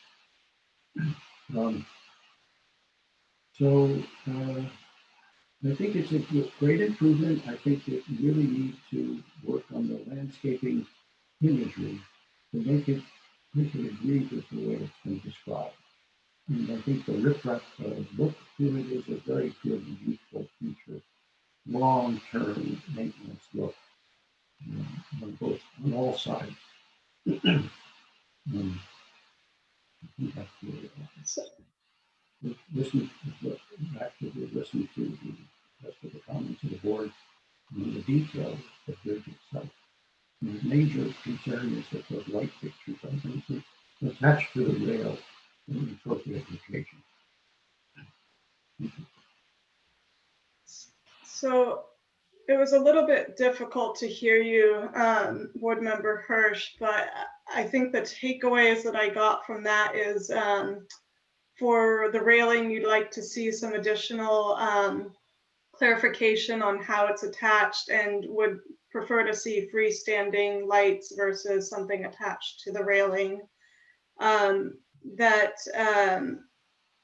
You had expressed that you'd like to see some maybe pictures of riprap to get a better understanding of what that looks like. It looks like you had mentioned something about some changes to the drawing to show a more natural stream, and I just wanted to get clarification because I'm not sure what the JPA might be able to provide that would be a better rendering of what they're proposing. Clara, can we finish going through everyone's comments before we dive into that, if you don't mind? Of course, sorry. Why don't we go on to David, if that's complete. Grace, would you like to go ahead next, please? Yes, thank you. I'll just start and thank the applicant as well as the community members who spoke and just say right out that this is just a terrific project. I really appreciate, Margaret, your presentation as well as Claire, your staff report. I mean, to me, the set was very clear, and I especially appreciate the sections. Thank you so much for walking us through and reminding us what a soil nail wall is and sheet piles. I want to take a step back and just, remind everyone this is 1940s and now we're in 2020. The power of this kind of project in terms of our public realm is quite compelling. And this is a public space. And so I did want to just talk about how a lot of these infrastructure projects, we don't get to see these. They don't occur that often. There's a real significance in the experts, the team here who is looking at kind of regional systems and I really appreciate seeing where your other projects are, the understanding of water flow. So I guess my view, and I'll just come out from the outside, is really about the sustainability and building the future for this project and its impact for the city of Palo Alto and reaching out to the city of Menlo Park. The other piece that I just wanted to mention is thank you so much, Peter. Your questions are really helpful in terms of going back to, how is this going to happen in terms of coordination with Menlo Park and other groups? And so, that is something that I just really hope that we all can come together, the dates might magically align, and that we can kind of be consistent in our communication understanding of the feedback that the applicant receives and how they proceed. The other piece that Chair Balte also mentioned was this whole, issue of date commemoration. I feel like this is an excellent opportunity for environmental education and in terms of this project. So I did want to talk a little bit about ecosystem restoration and creek stabilization and, other projects that are happening in the Bay Area. I feel like that's an opportunity here and we should embrace it, not knowing what the budgets may be and the purviews may be, and that it's quite complex. And then the staff had asked us to talk about lighting, planting, and then I believe you called it out as the 4 observation decks. So, I can start with the lighting and planting, and then most of my comments will be actually on those lookouts and the design of the bridge. So on lighting, very happy to hear that the goal, and we'll see this coming back and we'll discuss further, is that the lighting will not be affecting the habitats, right, in terms of the water, and just we don't want to disturb anymore. We want to think about the future and make sure about that lighting. So that was just my simple comment. I just want to make sure about that. And then also in terms of lighting as it relates to users. So public safety, and then at night, and just understanding when I went out there, and it's a wonderful place. I remember when I first went out there years ago, I was kind of surprised because it's invisible. I definitely agree with the community member who said, you almost don't see the creek. I remember feeling like, okay, here I am, but where's the water? And now there's an opportunity to understand that place. So in terms of when I was out there, I was late afternoon this week, and there were people walking, and we're in shelter in place, and it's definitely a community space that is used by neighbors maybe, and even people who live a little bit further off. So how do we design it and understand that there needs to be comfort for the users in terms of how they walk and find the place, and knowing that it's not a high, it's not a dense. We're not seeing the numbers of pedestrians and vehicles. I mean, when I'm out there, I haven't, but I understand there's the future to think about. But how do we understand the lighting and how that's going to affect the users in terms of safety and walking? And then in terms of the plants, I really defer to the experts. I do think, yes, it's very important to make sure about that future canopy. Make sure that, I love these renderings that we saw 1 to 2, 3 years later, where it has grown, and the 10-year mark for these trees. But that's very much a concern. So I'll leave it at that. The other piece that I wanted to mention was, let's see, related to the landscape. Well, I guess I just have to touch upon walking, because I understand the landscape is going to be very layered as we make it to the sheet pile walls, or, down there where it's really muddy. But I do think we should, it would be great if the team could presuppose where natural paths may occur. Because sometimes people walk off the path. And so, if as designers and engineers, we begin to think about kind of the natural ways that people gravitate or move towards in public spaces, I think that's important. And then on the bridge itself, my immediate reaction, and I know these renderings we're highlighting the intervention within the site, and they're a bit deceiving renderings, right, in terms of how they're modeled. But my first reaction was that is there a need for 4 observation decks? I'm just putting it out there. Is there a need for 4 observation decks of those dimensions? So the 15-foot dimension, if we think of that in an arc kind of situation, in open space and landscape, you do want a more generous dimension, right? So we think of 15, 16 feet in a room. Okay, but this is outdoors, right? So we're thinking, well, okay, let's see, 15, 16 feet sidewalks on El Camino, or, a bulb out and crosswalks. And I just want to get a sense of, the pedestrian bridges that you've been on in the past in this neighborhood and the scale of the place. I just wonder about that number 4 and just how big it is. I feel like it could be scaled down. I'm also open to just, talking about it as a group and seeing it move forward. I feel like the bridge is very heavy. My reaction is, and I know the views that we've seen are from above, like a bird, right? Or, an elevation, and, you don't get those views. You actually are seeing it obliquely, you're walking, you're actually more aware in these kind of public realm spaces of the ground. And so that's why I just wanted to make sure that we talk about paving and crosswalks, and it's just a lot of surface area. And so I find in landscape projects, the ground is often not designed, and it's a missed opportunity. And here we have a lot of intersections. So I just want to pull that forward. The railings and the 4 observation decks of a similar material, I think that it's just a missed opportunity in terms of some transparency. And so if there's a way to think about the materials that are going to age in a way that we feel it's sustainable, and we presuppose where or how people are going to look out, and how many people. And in my notes, I also wrote, and this goes back to board member Lou, presuppose where graffiti will occur. That's important. And I think I was reacting to your rendering from the R3 parcel and all that graffiti, which is, over the years.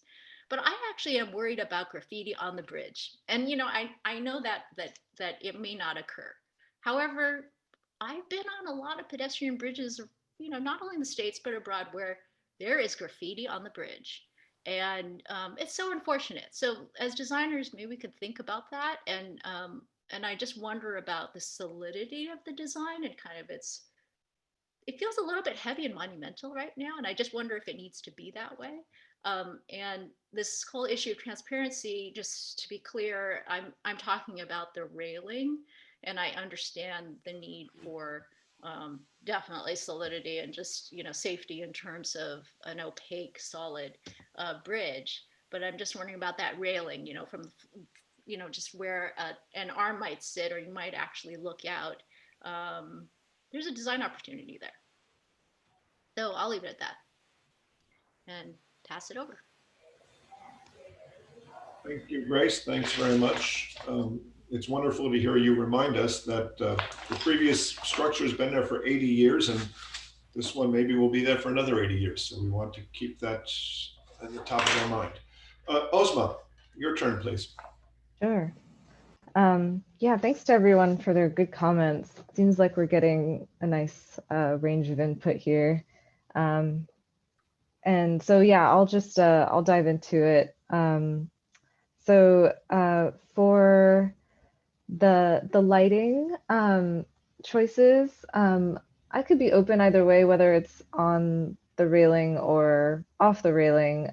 My main concern with the lighting was what we've already discussed about shining onto the area, and then also the color temperature. The drawings are showing a 4,000 Kelvin, and I think 3,500, like a warmer color, makes more sense for nighttime rather than a colder color, which will feel more like daylight.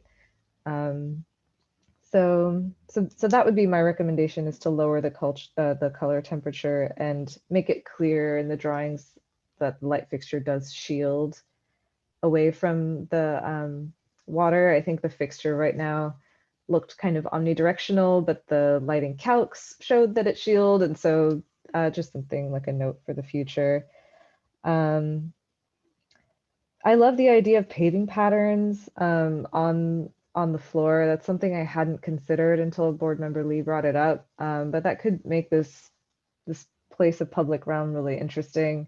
I actually didn't mind the observation decks. I've heard two of my board members sort of voice maybe that they shouldn't quite be what they are.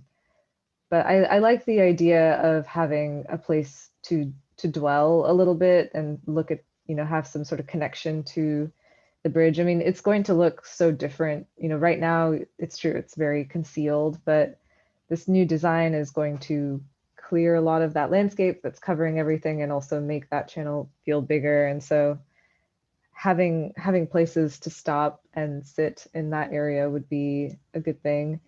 My main concern aesthetically is the railing, the guardrail that has been chosen for this design. That guardrail is what I think approved for the Newell Bridge, because I think at the time that design didn't really speak to any moments of dwelling. It was really more of a pass through.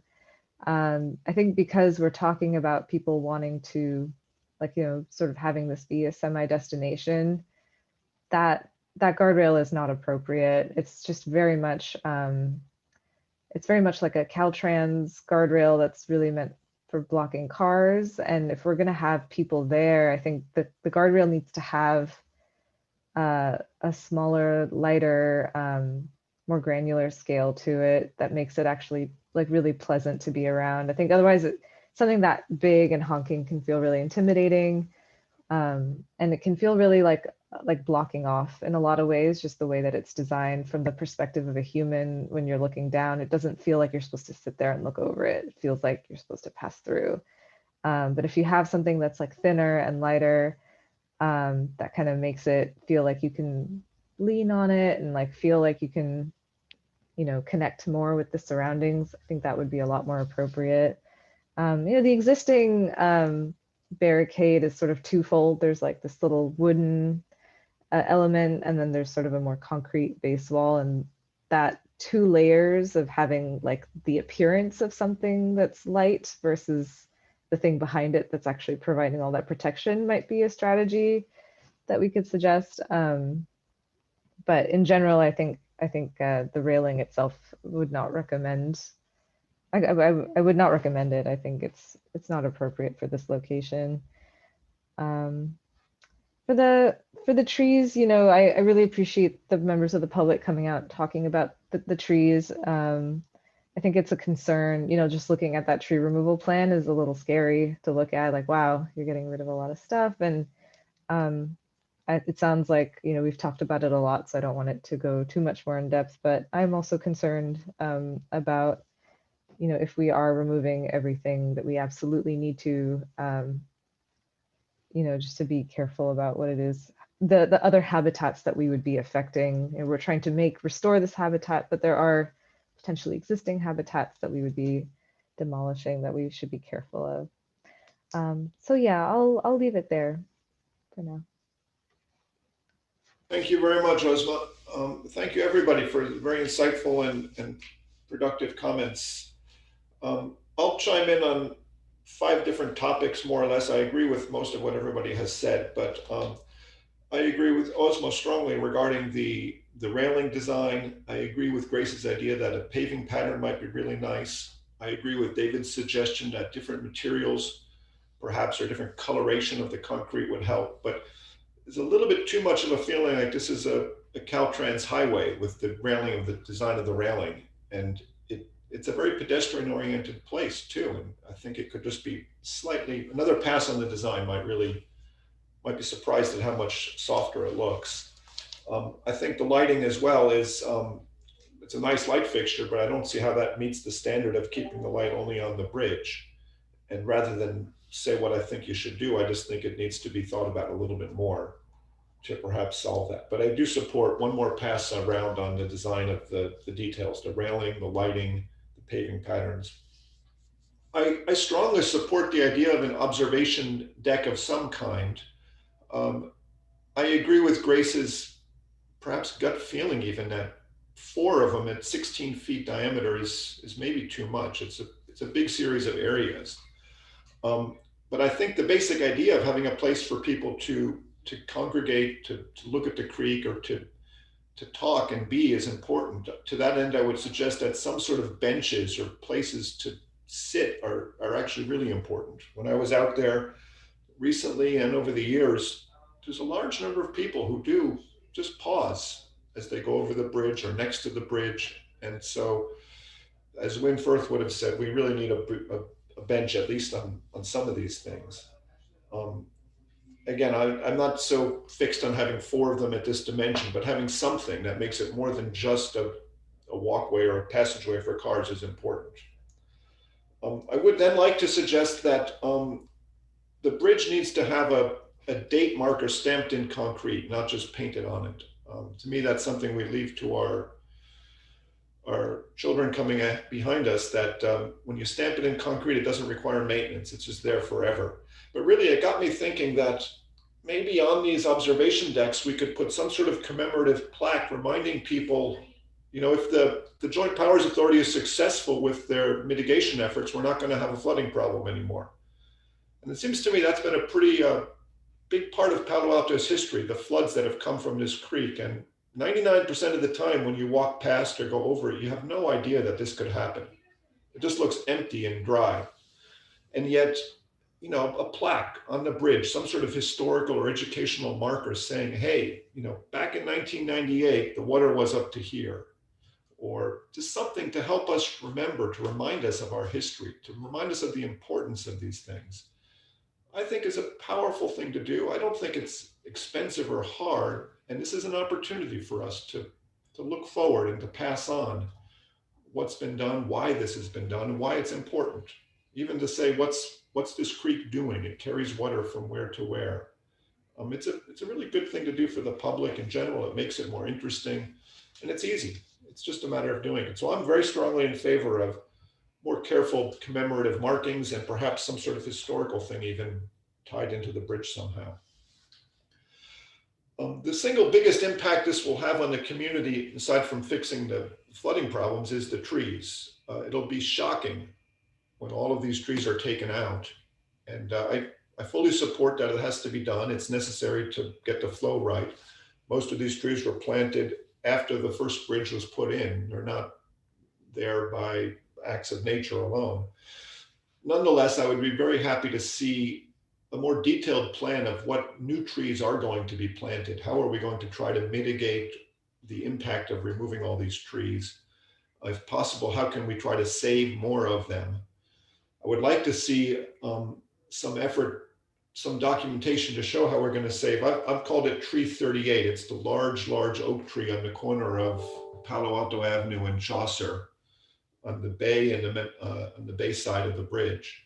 It might be Tree 58 if I misread the tag, but I'd like to see the staff look at that particular tree and just make sure either it's going to be saved or to address it honestly and say it can't be saved and here's what we think we have to do. I think the trees really are going to be an important thing though. And then my last comment has to do with many people who talk to me about this project say to me, look, it's been going on for 20 years. Why isn't it done? What are we doing? Why are you guys so slow?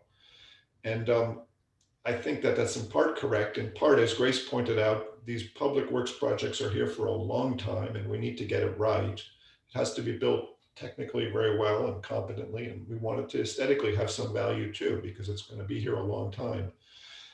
That said, the more we can do to make the process more efficient, the better. And in this case, I believe the Menlo Park Planning Commission, which is sort of the similar body in Menlo Park to ours in Palo Alto, will be looking at this as well. And if we can in any way try to facilitate the coordination between these two public bodies, I think that will be really helpful. If there's a way, Claire, for example, just to appoint 1 or 2 ARB members from Palo Alto to discuss or meet with our colleagues over in Menlo Park, some way to try to take everybody's input, but to come to a consistent response to the applicant. It makes it so much easier for them to not just respond to us and then take Menlo Park's comments and respond to them and do it piece by piece, but rather collect all the input, respond, and then we move forward. If there's any way we can try to improve the coordination with the other public bodies reviewing this, I think that would be really good. So I'm suggesting in this case that you try to really facilitate getting members of our board and members of Menlo Park's board in the same place to discuss this thing. So those are my comments about this project. Does anybody else have anything else they want to add? This has just been a study session, so it's a matter of putting information out there to staff and the applicant. Have you heard us? Do you have any questions for us? So anybody else? No? Margaret, go ahead. Yeah, I would just like to chime in really quickly. I think we need a couple of better renderings of the bridge drawings. Several of you commented about the railing and how it is uniform in color and how it seems opaque. The rendering will, if you look at the detail, there are actually fairly large gaps in the railing. It's not like a bulwark. But if that's not clear to you, we will come back to you with a better drawing and drawings that can show some of the treatment alternatives so that the bridge, the parapet part and the railing part can be distinguishable and have different architectural treatments and different colors. There are code requirements for public safety reasons that the gaps between the railing segments have to be a certain small size so that children can't accidentally crawl through the railing and fall. But we can address your questions and hopefully respond to your design comments with some more detailed drawings at a scale that makes those images clearer to understand. Thank you, Margaret. Yes, I do think that perhaps some larger scale details or renderings of the railing might help, but please don't underestimate our comments that we're 5 trained professionals, and I think what we're saying is we don't really like the railing the way it's designed. So we get what it is, even though it's not perfectly presented. So it'd be really great if you could go back to the drawing board a little bit more on the railing detailing. Got it. If Yeah, I would. could also just Oh, add, because I see that NV5 is present, but I do want to get clarity as to whether, what our options are in terms of that, because my understanding was that the bridge sides railings do need to meet certain safety standards for crash barrier. So maybe Russ, if you could clarify if that's the case, or maybe it's not in this case. Happy to try to help as I can. Hello, everybody. My name is Russ Nygaard. I'm with NB5. I'm the project manager for the design team on the bridge and roadway. Any questions you have, happy to help. The general answer, typical answer for a bridge engineer when you're talking about a rail on a bridge is yes, it has to be crash tested and approved bridge rail. Anything that has state or federal funding, that is an absolute requirement. It has to be Caltrans approved. It has to be FHWA, which is the Federal Highway Administration approved. And those are crash tested at a couple of different facilities around the country. And that's really what sets the size and the bulk of the railings that you're speaking to in that. Now, I will say, this is not receiving those funds. Local agencies can decide that they want to do something different and make the determination at the local levels to do that. I had a case of a bridge up in Tahoe City in the Tahoe Basin where the folks there, mainly the public there, wanted to keep what's considered, it's never been approved because never been able to get crash tested, but it's the rail that's a concrete rail, very similar, but there's one arch window after another going down that structure that's currently on with, it's known as the Fanny Bridge up in Tahoe City. And they wanted to keep that same thing. And even though it was not crash tested and approved, because it was a local bridge and going to be owned and operated by and maintained by the locals, they made the determination locally that they would go with that type of railing in order to keep the aesthetics that they wanted to have. So in this case, Menlo Park and Palo Alto, working with the JPA and Valley Water, obviously, because there's all interested, agencies involved, could make the determination to go with a different rail than necessarily a crash tested rail. But as a bridge engineer, I have to be very cautious in recommending that, because at the same time, we need to keep cars and trucks on the structure, not falling in the creek if something does go awry in the middle of the night sometime. So we do need to have it strong enough to take care of cars and trucks, but we can play with the aesthetics to be maybe not a crash tested and approved railing, but something that everyone can still live with and appreciate. And Margaret, maybe you can add to this, but my understanding is that we are receiving state funding for this project and may be seeking federal funding. Yes. So designing something that would preclude this project from seeking additional federal funding may be very concerning in allowing this project to move forward. That's right, Claire. We already have a $3 million FEMA Cal OES grant. So we are obligated to those state and federal standards. If the city of Palo Alto and the city of Menlo Park wanted to have a non-crash tested barrier for the railing, it would obligate the cities of Menlo Park and Palo Alto to fully fund this project. Yeah, I don't think we're advocating for a non-crash tested barrier. We're just asking for one more round of thought about how it looks. So let's not twist the discussion that way. I don't think any of us are saying that. I just want to make sure it's clear in the understanding, because when we do return to you, there may be certain limitations as to what could be done in terms of refining the design, because this is I'm familiar with this only because it was the same issue that we came across with the Newell Road Bridge project, which was that providing a different type of design meant that the city would have to go through significant efforts to crash test to build that design, crash test that design in order to prove that it met those requirements. So it sounds like there are some, modifications that could be made that the JPA is open to exploring, but there may be limitations as to how much the design could change to provide like a thinner barrier, for example. Yeah, I think I'll echo Chair Balte's note that we are all trained professionals and we're very familiar. Some of us are very familiar with this guardrail design, and we understand that there are crash barrier rules. But I think what we're asking is that, we understand this is an option. There are other options out there that are not this option that could provide a lighter feel, even if it's not actually lighter. And so, for example, there are concrete walls that have articulation on them that make it feel light and granular, but it's a concrete wall. But it has like this is just like a 12-foot concrete block that's going all the way. Like I'm looking at the detail right now, and it's not the rendering. Like this is the design that we're commenting on.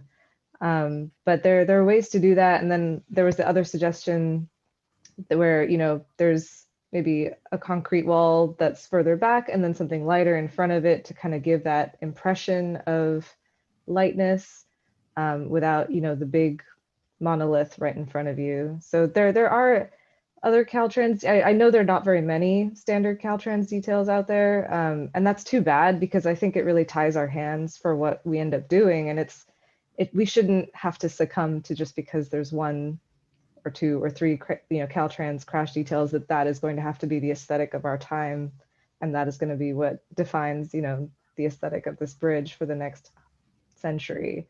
I think we need to do a little bit more work, and if you're asking our opinion. Thanks, Ozma. Any other thoughts from the applicant not relating to the railing in detail like that? Okay, with that, I think we've spent 2 hours on this project now. Why don't we close the hearing for the Pope Chaucer Bridge project and take a 5-minute break, and then we'll resume with the rest of our agenda. So it's now 10:38, so let's say we'll be back at 10:40, it's called 10:45. Thank you. Minutes. Thank you, everybody. And thank you very much for the very nice application. 7 minutes.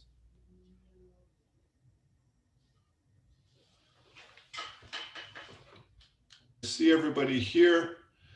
So we're back in session again. It's 10:45. This is the Palo Alto Architectural Review Board. We're going to move on to action item number 3, Architectural Review Board Annual Report to Council. Jody, do you make a staff report or should I just start this? Yeah, I don't have any special staff report for this one. I believe that I did receive a few comments from board member Lee, but I don't know that I had a chance to pass those on. Okay, so to my colleagues, this is my effort to try to get this ritualized a little bit more carefully, that we prepare this letter every year at the end of the year, done by the outgoing board chair. So I've taken the lead on this one today. It's important to me that we can unanimously support this letter. So if you have issues with some of these things, let's really speak up and try to make sure we can get it through today. Who wants to start with any comments they have about this? Ozma, why don't you help me out here first? Sorry, I'm just getting oriented. I'm going to pull up the... Or anybody else, it doesn't really matter. Just,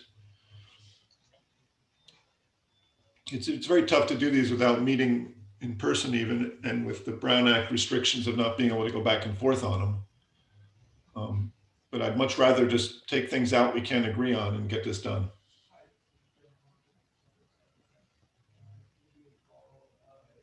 I can start because I just have a couple of comments. Sure, go ahead, Grace. Yeah, I just want to thank you, Chair Balte, for drafting and talking with us about this letter. I think it's important. I think that it's I'm very much in support of it. My only comment that I sent to Jody was just in terms of the listing of the, it's the final, where it says architecture review is important in F, and then an alternate list of housing projects. I could go either way if you want to pull out the housing as a separate list or embed it in the under the F. My only comment is just in terms of a quick read. You know, I don't think we need to repeat housing units so many times in the list. It's if we just label it, these are housing units, or go the other way and have another column that just calls out what kind of project it is. So when it says alternate list of housing projects, for example, I think we wrote new mixed use. I just feel like, you know, sometimes the columns are easier to read for council to quickly say, here's the address, here's many housing units, that's, and then what kind of a building it is. And then and then the other comment that I had was just in your architectural review is important under F. I felt like it's important to call out if it is affordable housing, or if it's housing for special needs, or just some kind of descriptor. Okay, Grace, let me, I put that list of, at the end, alternate list of housing projects, because we had talked about just showing housing projects. Oh, okay. So that's and what I realized when I culled the list is that there was only 2 of them for 2020. Yeah. And it wasn't that impressive. I mean, it really wasn't. But it does say something about what it is that we review and how many times these projects come up. It does. What I was shocked by, which everybody's talking about, is that there's so few. I think it's important to note that there's so few. Fair enough. So I put the list out there. We had talked about it, and at the board's advice, how we want to mention it. What I heard you say is that on item F, we should put where it's mixed use building, also where it's affordable housing. Yeah, I just felt like, and you know, I'm happy to discuss further. I wonder about the way it's shown in terms of the parentheses. I just feel like it's hard to read. So I would just pull it out as another column in terms of descriptor, if it's new mixed use or if it's new residential.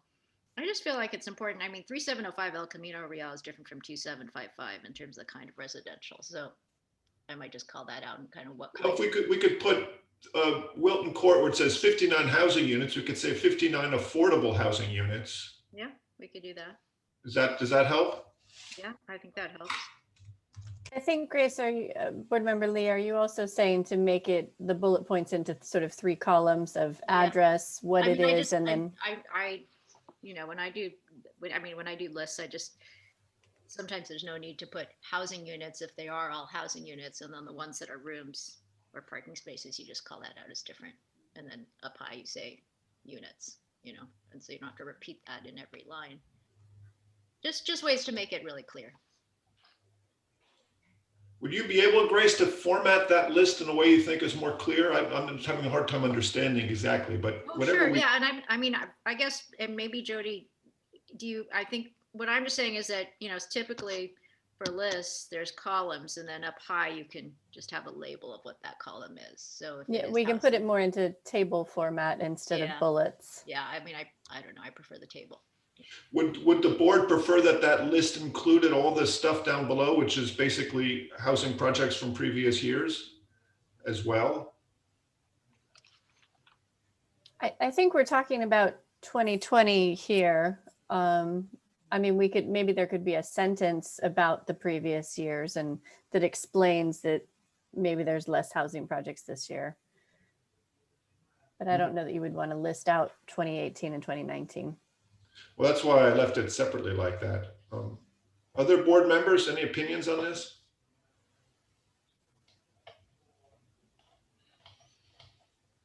Okay, so we're going to try to restructure that listing under section F. Maybe Grace can help with that. What other thoughts or changes or recommendations from anybody? David, are you about to speak? David is muted.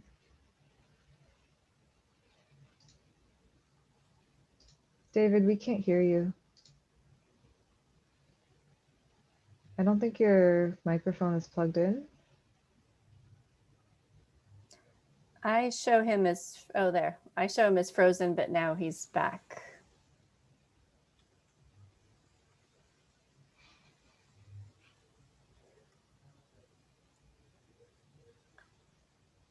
I'll let him get his audio. Anybody else? Grace or Alex? Peter, yeah, I sent an email to staff, adding that 2 projects won AIA Santa Clara Valley Awards in 2020. So the first is the Newell Road Fire Station, and the second is 2555 Park Boulevard. You know, I think we should mention that, and then we might want to add a comment, you know, about the fire station, because it went through a pretty difficult ARB review. And then also 2555 Park Boulevard, we may want to mention just because that one was appealed and the roof deck was removed by council, but the project turned out really well. So you're suggesting we add those 2 to our list of item F? Yeah. Okay, I can support that. I'd forgotten about the firehouse, you're right. So, and Alex, I'm sorry I wasn't able to pass this on, but I do have your email from the 10th. And it looked like you had some comments on item B under the San Antonio corridor. Do you want me to show those? I'm sorry, Alex, I didn't see your comment, so. Yeah, I guess, yeah, I had some comments on the San Antonio, like if we wanted to strengthen the argument about the San Antonio corridor, I think we could make a stronger argument. Okay, how so? What should we say? Yeah, so I think Jody has, I don't have my email right in front of me. Yeah, it should be showing in a second here, or it is showing. Yeah, great. But it's mostly about urban context and constraints there, you know, that is different than El Camino and downtown. There are unique circumstances. There's a 25-foot special setback. You know, the streets aren't tied into the neighborhoods like El Camino is. And that there are a lot of large projects that are internally oriented, you know, like the JCC and the greenhouse project. So it's really very different. And I don't think you can just apply El Camino or downtown guidelines to San Antonio and expect it to come out okay. Yeah, it needs a distinct process to come up with its own unique guidelines. Yeah. Okay, these are good points. We can incorporate these in this section, I think. That shouldn't be a problem. Yeah, I'm fine with that. I think where this section is suggesting that maybe we develop new design guidelines for this area versus applying others. That's my intention. I don't think we can just transfer guidelines from someplace else. Does it not make that clear? It's clear to me. Creation of new design guidelines. Should we say unique design guidelines instead of new?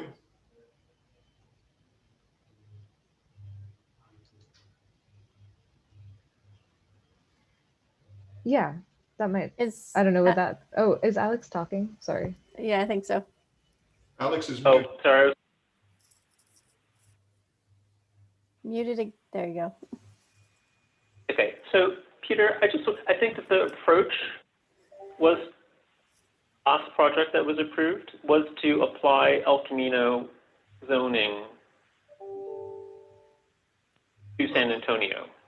You mean the apartment building down? Okay, yeah. Yeah. And I think we should just reconsider that. We should maybe make it more clear that that's probably not the smartest way to go. Yeah. Let's just really make it a conscious effort.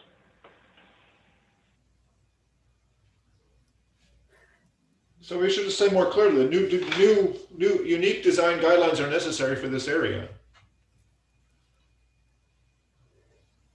Yeah, that sounds good.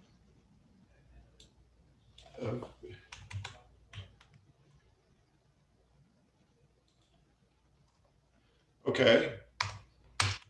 Maybe you say that in your as a second intro sentence. you know, the zoning regulations are outdated, therefore unique design standards are needed. There, okay, so right after that, I'll say comma, therefore, what's a better word for it than unique? Increased development, but our zoning regulations are outdated, therefore, design guidelines specific to the area are needed. Yeah, specific to the area. It's a good way of saying that.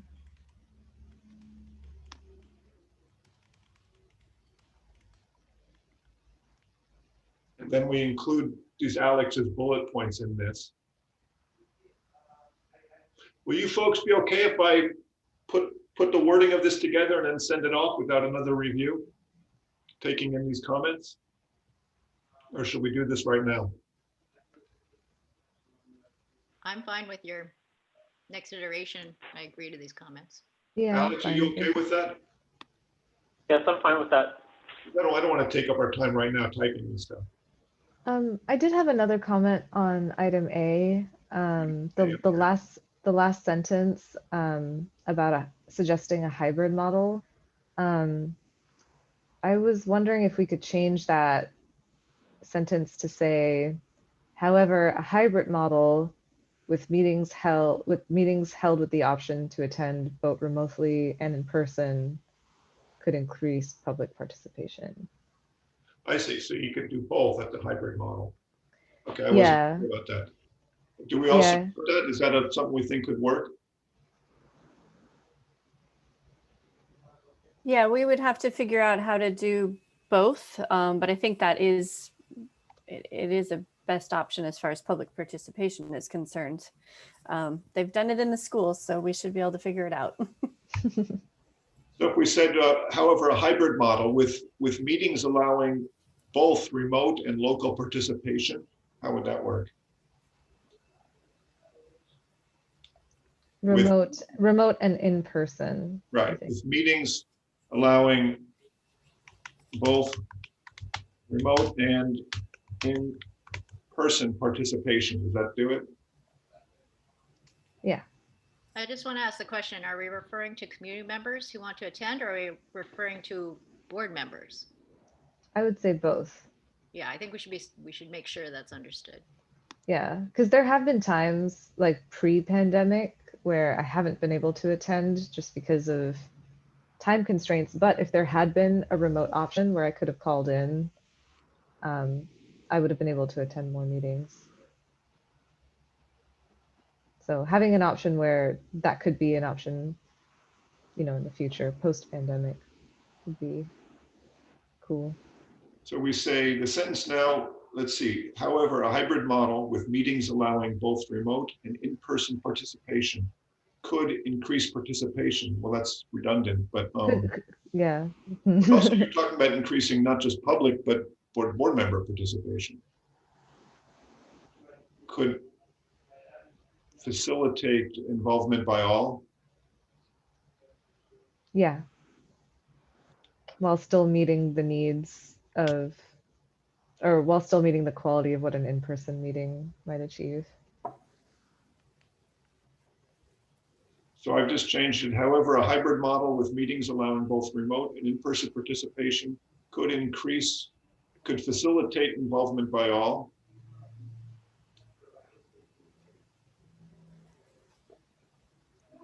Is that okay then? Yeah. Just trying to keep it.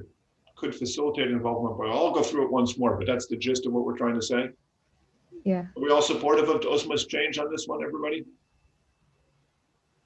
Yep. I just want to state for the record, it appears that we've lost board member Hirsch. Yeah, I was wondering what happened to David. I don't see him on the call anymore.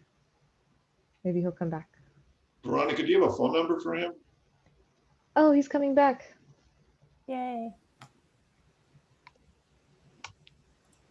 Hey, David, are you there? Audio is still lacking.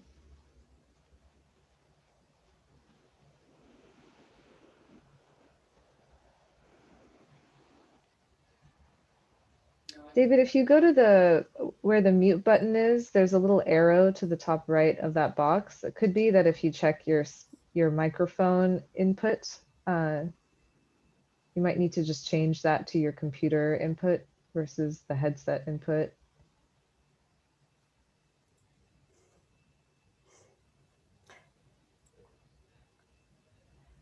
Thank you, Osma, for being our technical expert.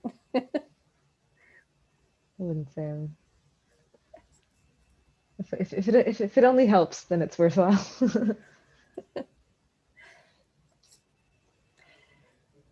So I do have Board Member Lee sent a kind of a draft table. If you want me to show that, it's just sort of handwritten, but I think it gets the idea across. Sure. Sure. Okay, so let me stop sharing and reshare.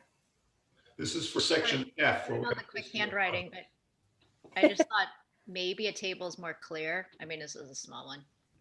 The only issue there is you'd have to just put an asterisk for rooms, for hotel rooms, but normally this is how I do it. So it's just, you don't have to put housing units, housing units, housing units 3 times. Or Is it showing the right screen? Are you seeing the table?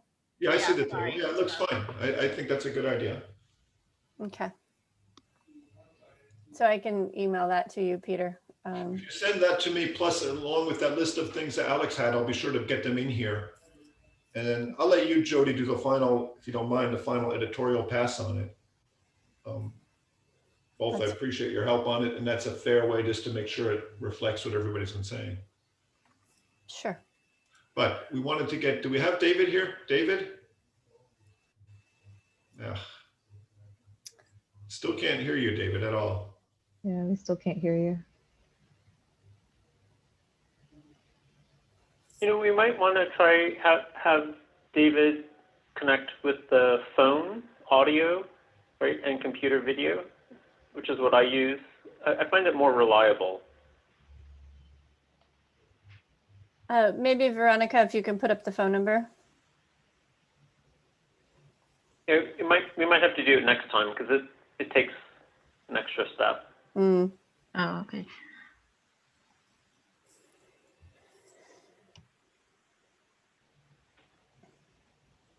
We might have to do thumbs up, thumbs down. I had gone out and taken some photos. I was looking at the parking garage. I concluded that the architect's final rendering is very close to what's built, and it's actually a better image than any photograph I could take at the moment. So I didn't want to try to mess with it. I got some photos of the hotel, but we don't have a before image yet. There's also typos on page 4. What should say final proposal. I fixed that, yeah. Oh, okay. It says initial proposal and final design twice. Thank you for catching that, Osma. Seems like you already caught it though. My big thing is I've been trying to put forth, when we first saw that hotel, it was more or less a straight wall along San Antonio. And the final result is anything but that. And I think that's a great service we did to the city by getting that through. And I wanted to sort of pat ourselves on the back for that. It really requires us, Jody, getting an image of what that initial design was, and I just can't find that. You're talking about for 744? Yes. Also, I sent you the photos I did get of the building. I wanted to make sure everybody saw them. And basically, am I correct in my assumption that that's important? Peter, I typically save all of the drawing sets from big projects, so I might have something for the hotels. Okay, I mean, it's true, I probably have it too, but the pile is just so big. I went through everything available online, and I just couldn't find any of the original presentations. Maybe there wasn't as much as I think there was. That's what I'm concerned about. Well, also, sometimes for preliminary items, they're not necessarily on the website.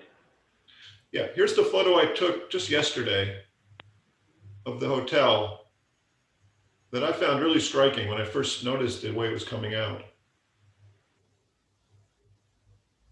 And so my feeling is to compare the photo Jody's sharing with us now with something, even an elevation drawing earlier is a good thing to do.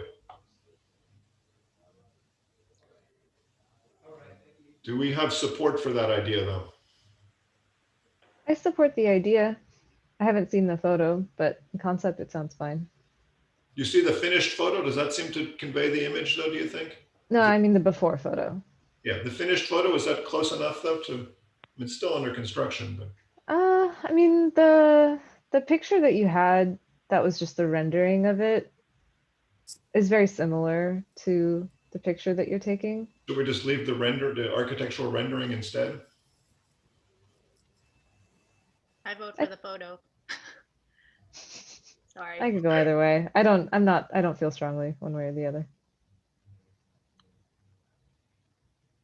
I just really appreciate the extra footwork that you've taken. Oh, it's not that big a deal, Grace. It's effective. The problem is I went out in the morning the first time and the sun was behind the building and it's just really tough. So this is the best weather we had yesterday. I think so long as it's like an apples to apples kind of comparison, like I wouldn't want to show a picture from like a rendering from the initial design that's like really different than what this is zooming in on. Well, so that it's not clear what the change is. I don't think we had great renderings at first. If I remember, we were pressing them for this image. Yeah, I'm looking at a plan set right now and hoping I can find it in a minute here. Okay, well, do we have the support of the board that if we can find suitable images, this is something we should put out there? Grace is nodding yes. Is David even able to nod?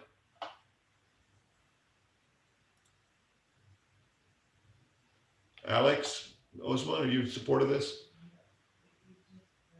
Yeah, I think the hotel, it was a very important, I mean, it was a very controversial project, so I think it should be included. Yeah. I mean, I think the hotel should be included. I think without seeing the picture or knowing what it is that I'm saying yes to, it's a little hard to. Let me try 1 second. But I mean, if majority wants it, then there's your straw poll. It was a dramatic thing, Osma, the changes we were able to affect on that hotel and the impact on the community. I think it's pretty big. Oh, I don't disagree. I don't disagree. I just, yeah, like, I feel like if you're going to show an elevation like this, then it would be more striking compared to a similar elevation versus a zoom in of something else. The right-hand image there, Jody, are you able to make that bigger?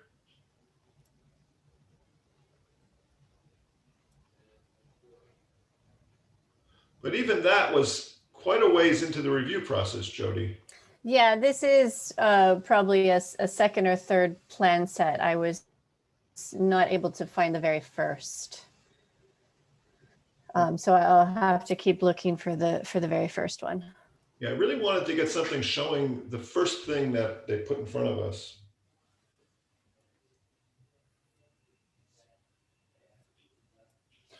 Okay, anything else on this letter? We're going to not show this bottom list of housing projects. Is that what we've decided?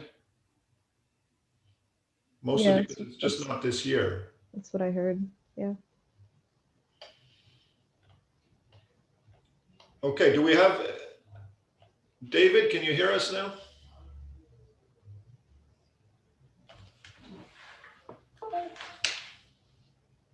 Or David, can you just give us a thumbs up if you hear us at least?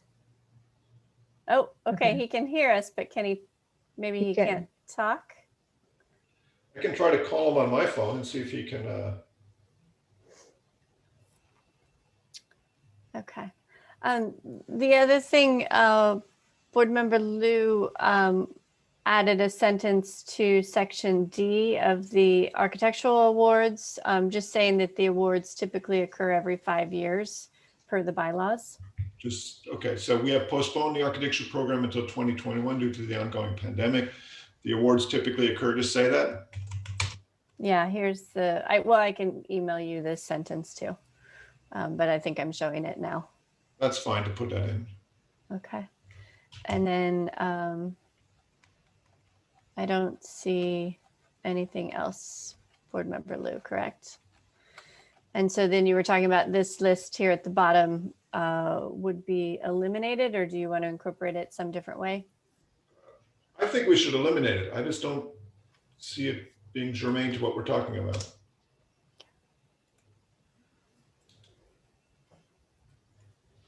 Do we have consensus on that? I think we do.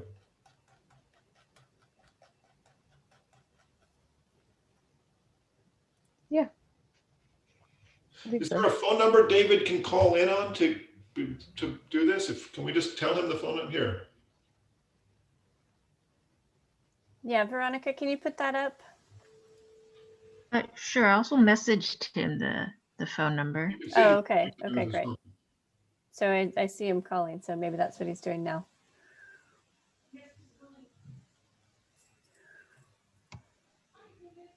Is he on, will he end up on the participant side though, or?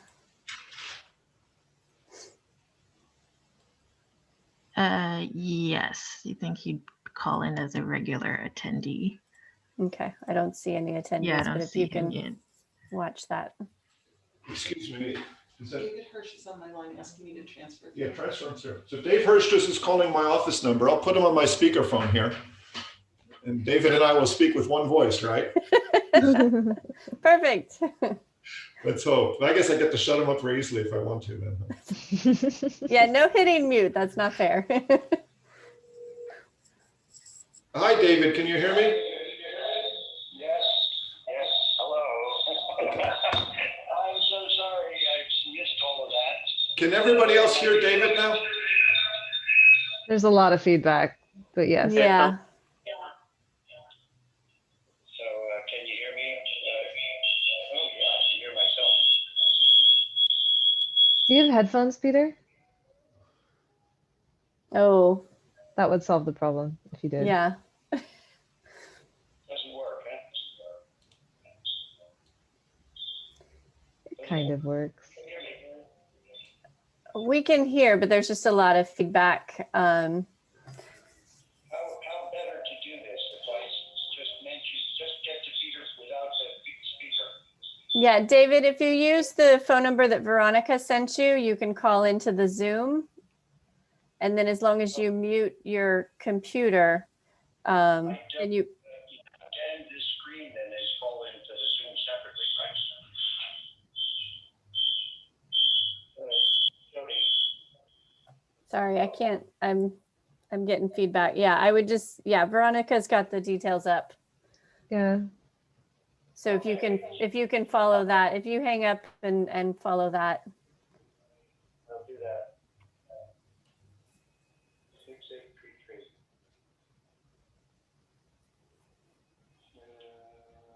Okay, so I'll call in. And I will keep looking for a better picture. Okay, so David is not on my phone any longer.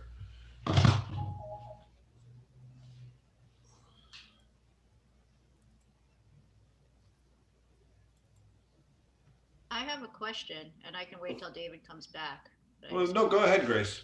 Okay, thanks. I just wanted to understand how we hear back from PTC and council on their reaction or thoughts on this letter. Well, last year we did not. Okay. The council does what they want, and we can't say, you know. I recall in previous years we did not, except informally. So I don't know. I just want to put it out there. I assume it'll be the new PTC and new council that would be receiving this early in the new year. Last year I made a bit of a stink that we actually presented in person, and we ended up having some big session with the council. You remember, you were there, right?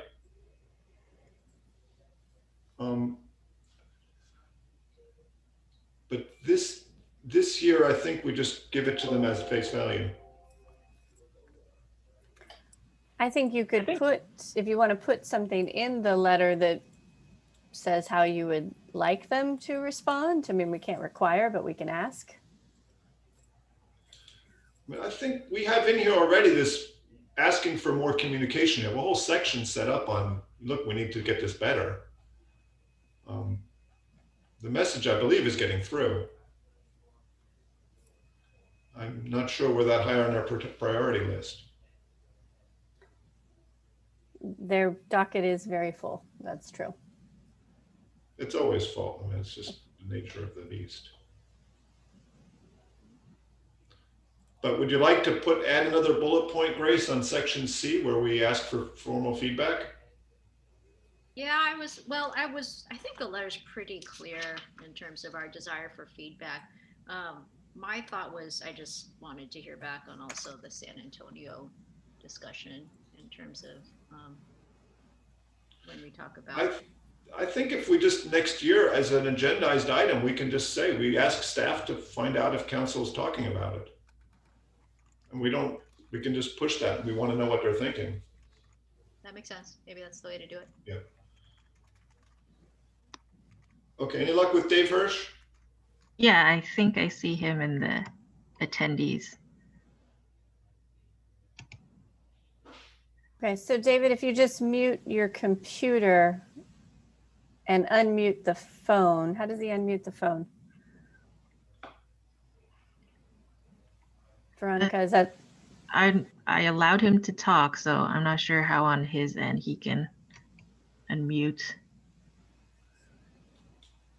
But because it's a phone number, I can't promote back to panelists. Is that the *9? Oh. Okay, you gotta turn the computer off now, the sound. What with the computer? Holy mackerel. Oh, why didn't that work? Can you mute him, Veronica? Yeah, I did, and that didn't solve it.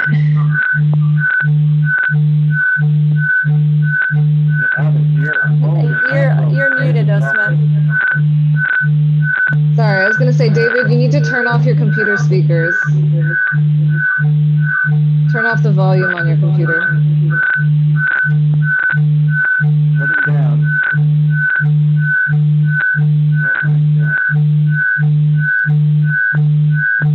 I don't think it's getting better.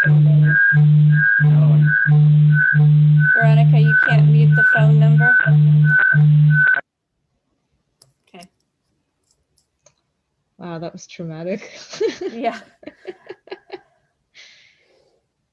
Still no positive feedback from David. Let's see.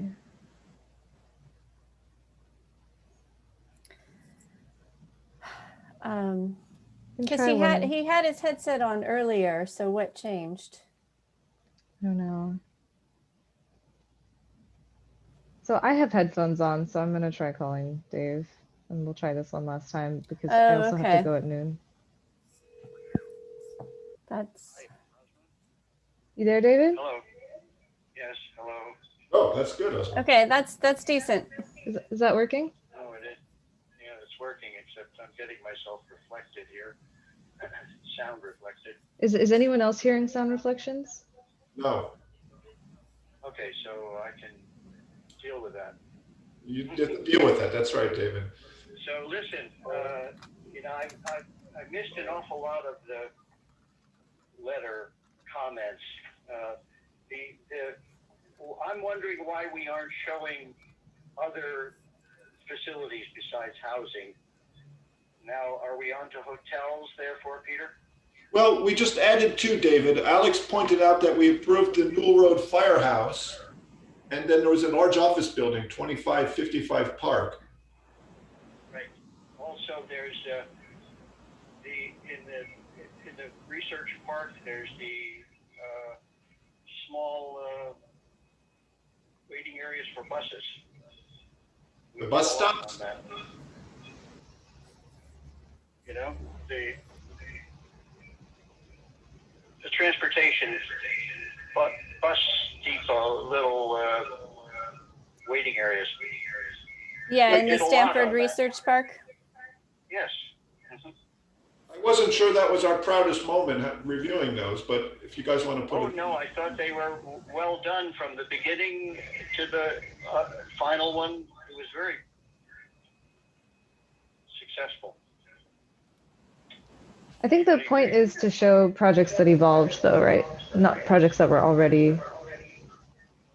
Yeah, that was the issue with the building on the research campus you're talking about, David, was such a good design to begin with that we didn't do a whole lot to it or for it. I didn't think.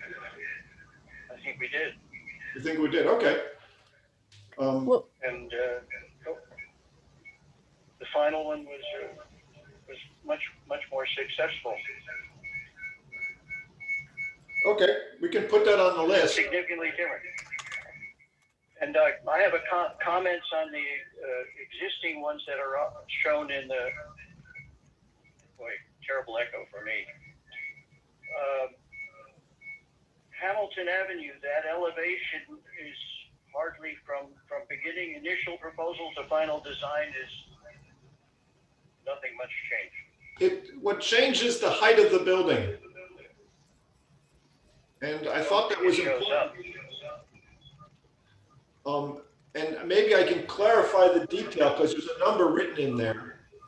Or we don't have to show it if it's not sufficient. My opinion is it's not significantly changed as an image, and they won't pick it up. That's a legitimate point. What does everybody else think? Is that just a waste to show that image? I think if you showed Hamilton Avenue side, it might be more important. I don't recall exactly what it was, but I think it was a little bit more of a change. I think David has a point. That project, just looking at it from a bird's sort of a far away, it does look very similar to itself, the initial and final. The difference is that we just lowered the building down a couple of feet to mitigate the impact on the neighbor. We don't have to show it, but it's one of the few housing projects that are in the list. Peter, there's a way you can add, if you add a dotted line showing where the height That's a good is idea. originally, then you can sort of highlight the fact that it's made shorter. And I did that on one of our previous I remember council. that. Sure, that's easy to do. I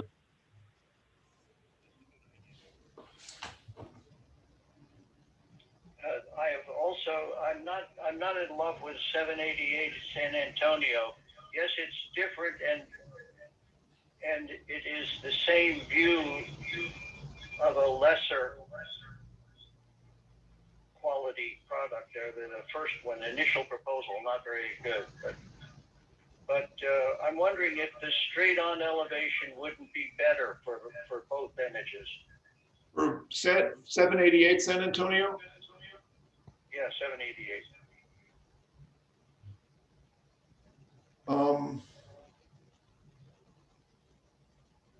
I can look into that, sure. Okay, let's just leave it open to look into it. I want to get closer today, though, on what we're doing. So does everybody else agree that elevation would be stronger for that one? I'm impartial. I had a tough time finding images at all, David. It was not. I mean, I think that Alex had a good idea. Alex, repeat again, please. Oh, that was just, my comment was on the avenue. And on San Antonio Road, I don't think I would use elevations because it doesn't really show the stepping of the massing. I agree with Alex. I think it's important Yeah, to show as shown because you see how that, the scale is so large and continues the same elevation, but the final design shows the drop in scale and a different treatment in the elevations. But I also want to find consensus. So, if you want to look. Yeah, David, I think, David, on San Antonio, I think this is about as good as we're going to get. Can you hear me? I can hear you, yes. Okay, that's fine. So I'm hearing that, well, on the Hamilton Avenue project, I'll add some imagery on top of the images explaining that the height difference is what we're talking about. That's sufficient? I think, Alex, the dotted line is a good idea. Yeah, I'll make a red line. That's easy to show. Okay. And then we're going to add the Stanford Research Park building you were talking about, David. We'll add that to our list of projects we've reviewed. Oh, that's okay, but I like, you know, I think that the fact that we deal with small projects is significant. Okay.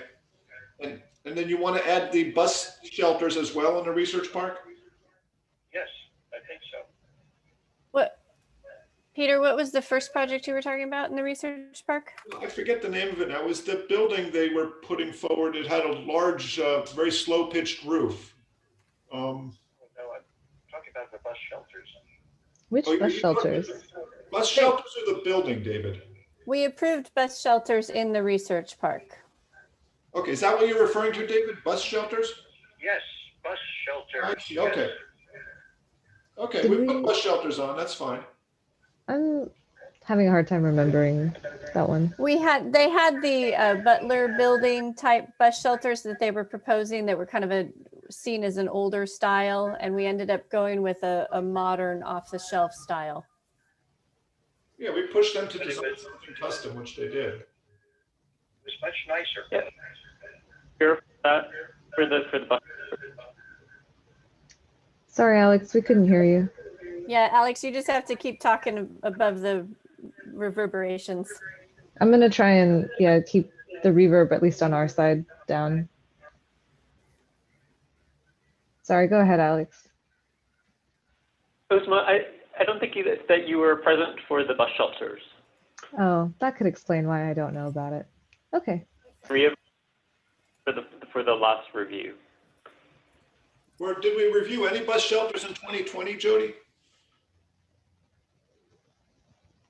I don't know the dates offhand, but we can, I mean, maybe we can make that caveat that if they were reviewed in 2020, we will include them, otherwise not.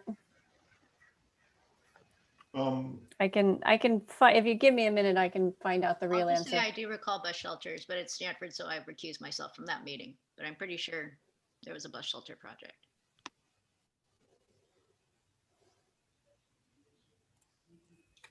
Are you thinking, David, we should dig up imagery of that too? Oh, I'm sorry, I missed it, Peter. With the bus shelters, do you think we should have images of it as well? Probably. I do. Okay. If it's within 2020. Should we try and make a motion and move on with this item? I'm all for that, but let's see if I can summarize the changes we're making. I'm going to move that we approve this letter with the following changes.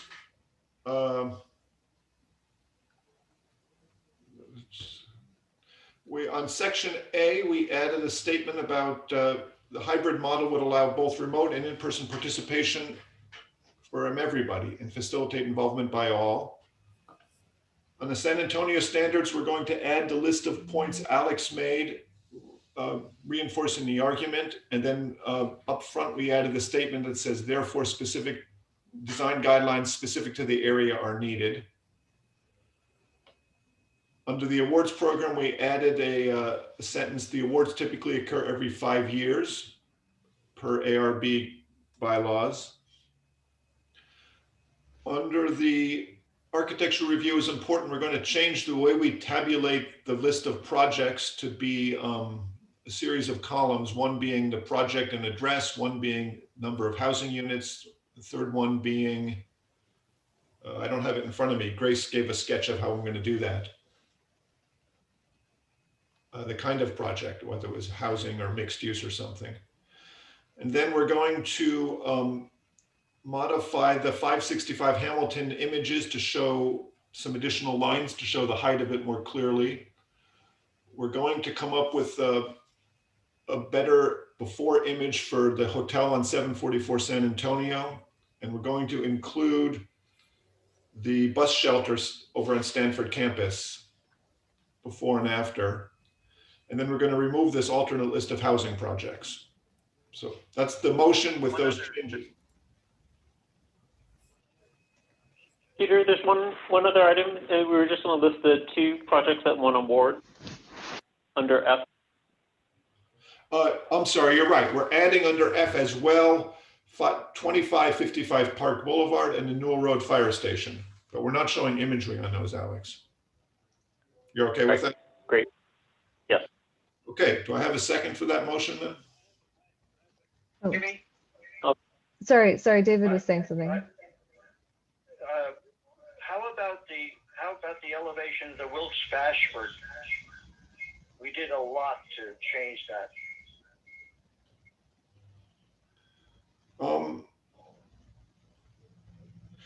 I guess, David, we started this, and the discussion was to try to focus it on housing.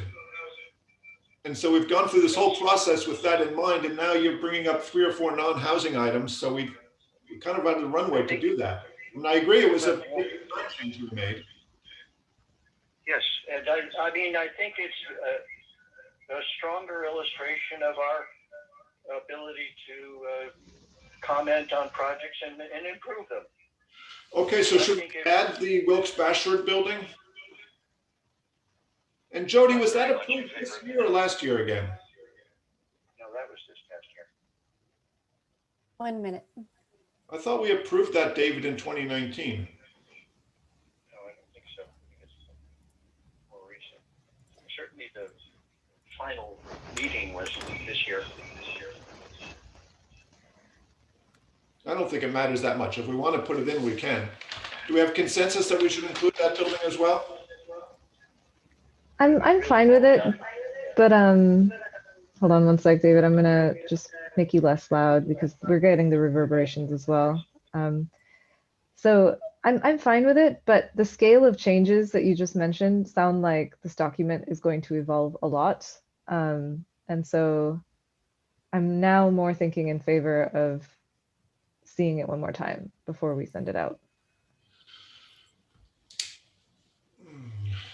I know you don't want me to Gang, say I've that. worked really hard on this. We've had a lot of chances to put these opinions out there. Now, at the last minute, I'm hearing this stuff, okay? It's not fair. It doesn't work that way. We've all had chances to speak, David, many times to bring it up. The consensus last time was to focus on housing.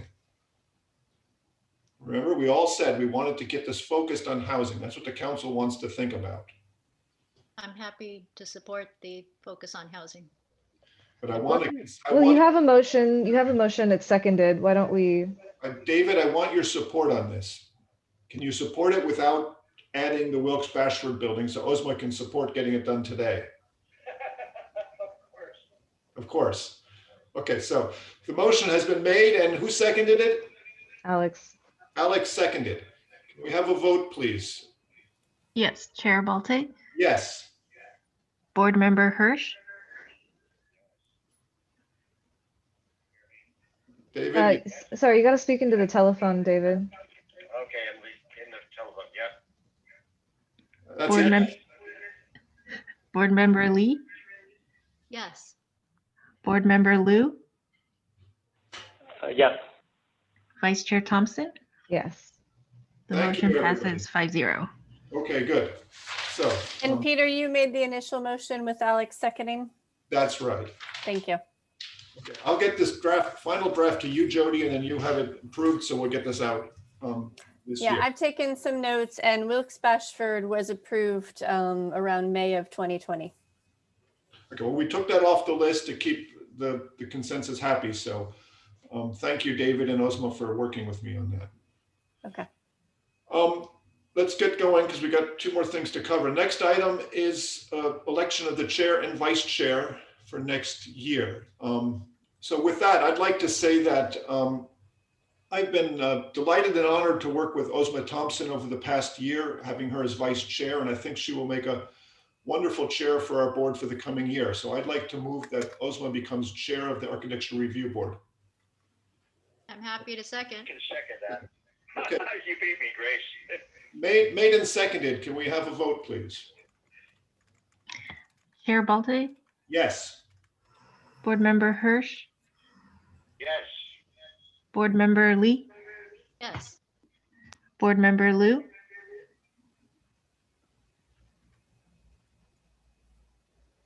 I couldn't hear you. I saw lips, but no. Board Member Liu, Still can't hear you.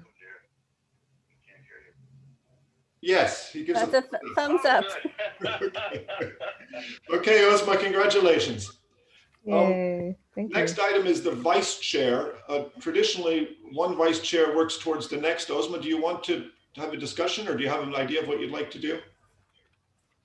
I haven't had a chance to talk to anybody about this. I would be very happy if Board Member Hirsch or Board Member Lee, if they're interested, to work with either entities. I'd like to actually hear from Board Member Hirsch and Board Member Lee about their interest in being vice chair. Maybe we start with Board Member Hirsch. Okay, I can make it simple for you. I'd prefer not to be a board vice chair. So that makes it extremely simple. Okay. How do you feel about it, Grace? Are you able to step up? You know, I was thinking I was going to nominate Board Member Lou, given I believe it's his last year, and I wasn't sure if that's something that Board Member Lou would want to do. And Chair Thompson, what do you think? I'm happy either way. I wanted to ask, well, let's go in order. So Board Member Lee, why don't you let me know your feelings towards being vice chair, and then we'll go to Board Member Lou.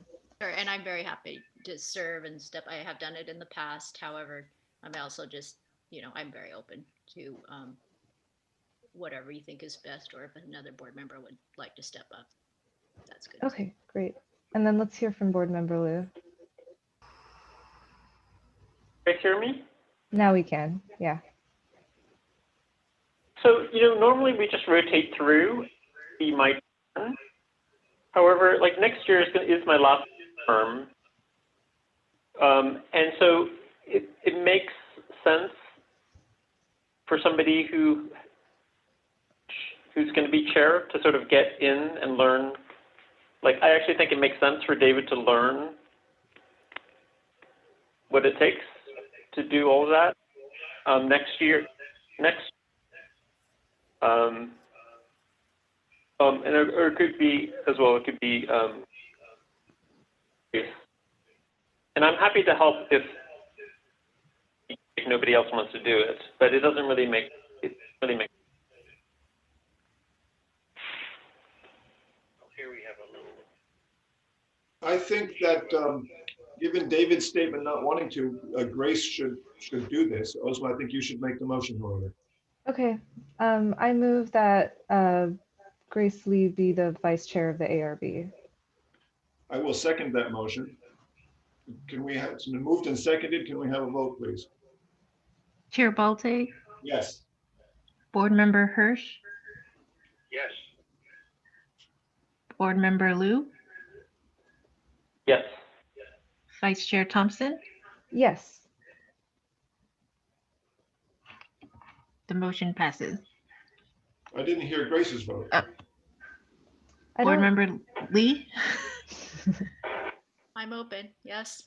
Thank you, Grace. Grace is now our vice chair and Ozma is our chair. Yes, and those positions will officially start in the new year. Yes. So congratulations. Thank you, everybody. The next item is the study on ex parte communications. I have to say our communications have broken down so badly today, though I don't know that we can successfully do that. Yeah, this is going to be difficult. Let it go to the next year. How do we feel about that? Ozma, are you okay with that?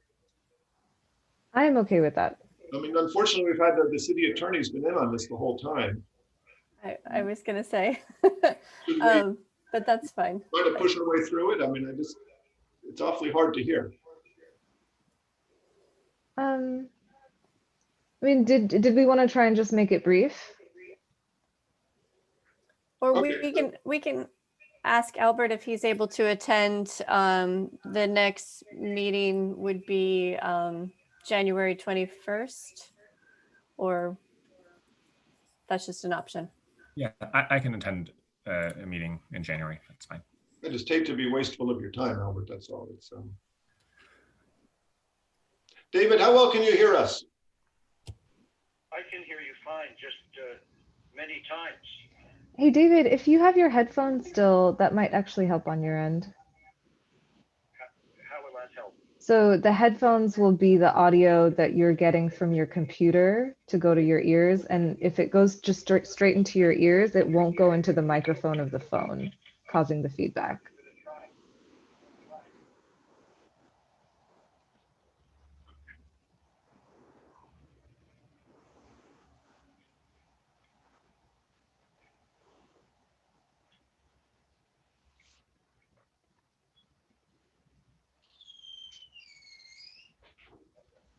Okay, so talk into the telephone. Yes, talking into the telephone. Is feedback on?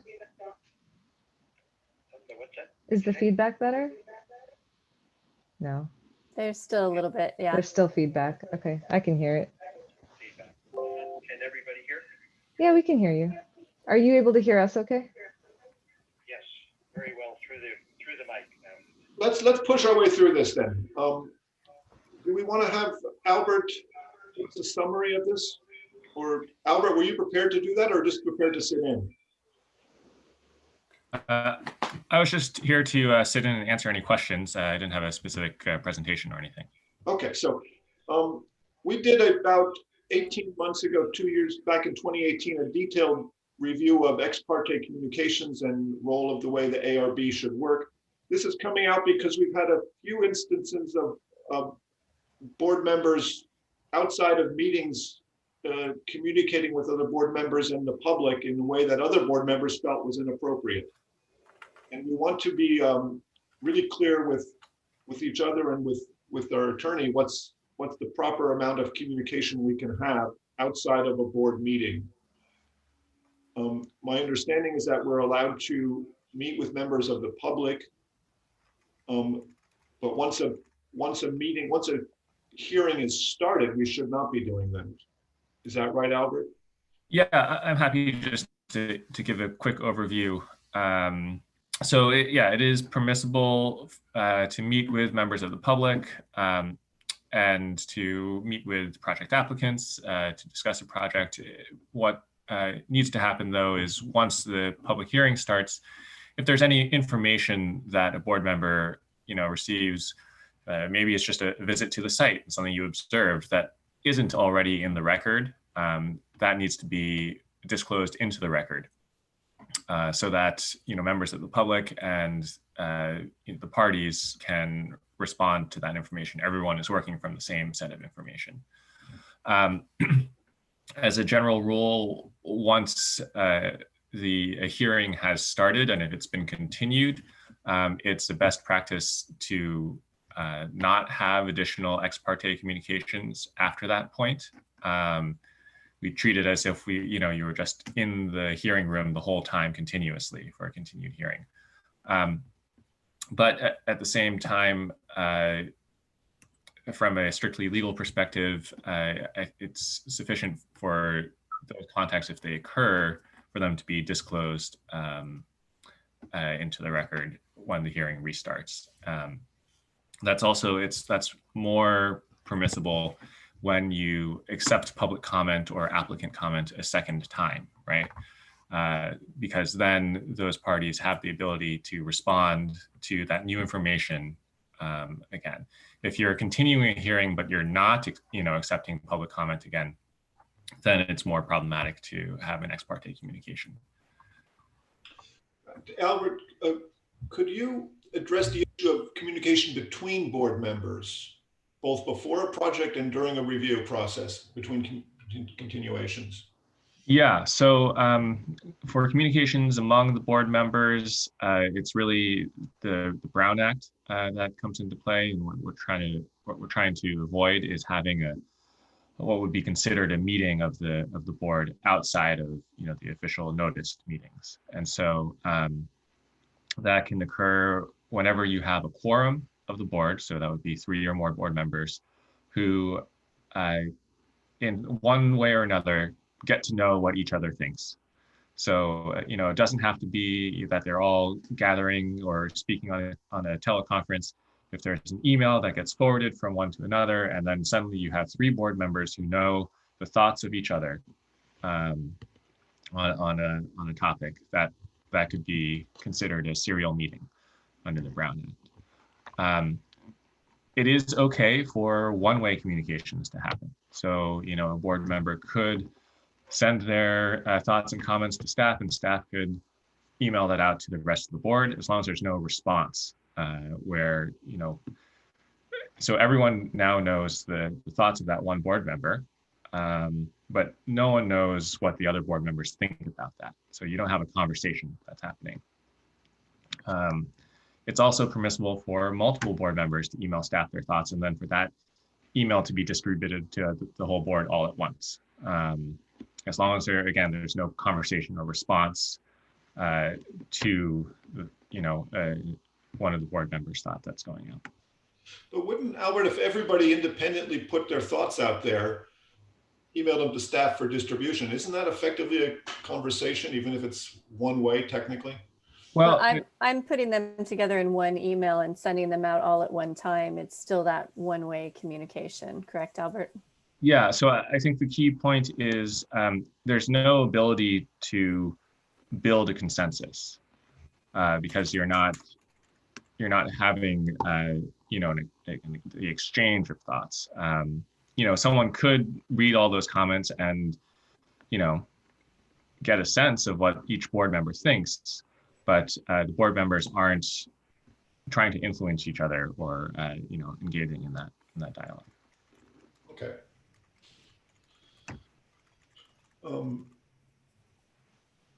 Chair Balte, I have a couple of questions.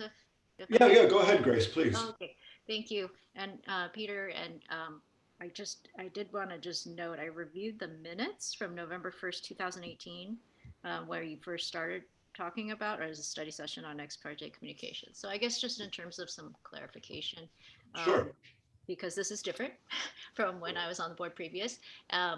So a couple things.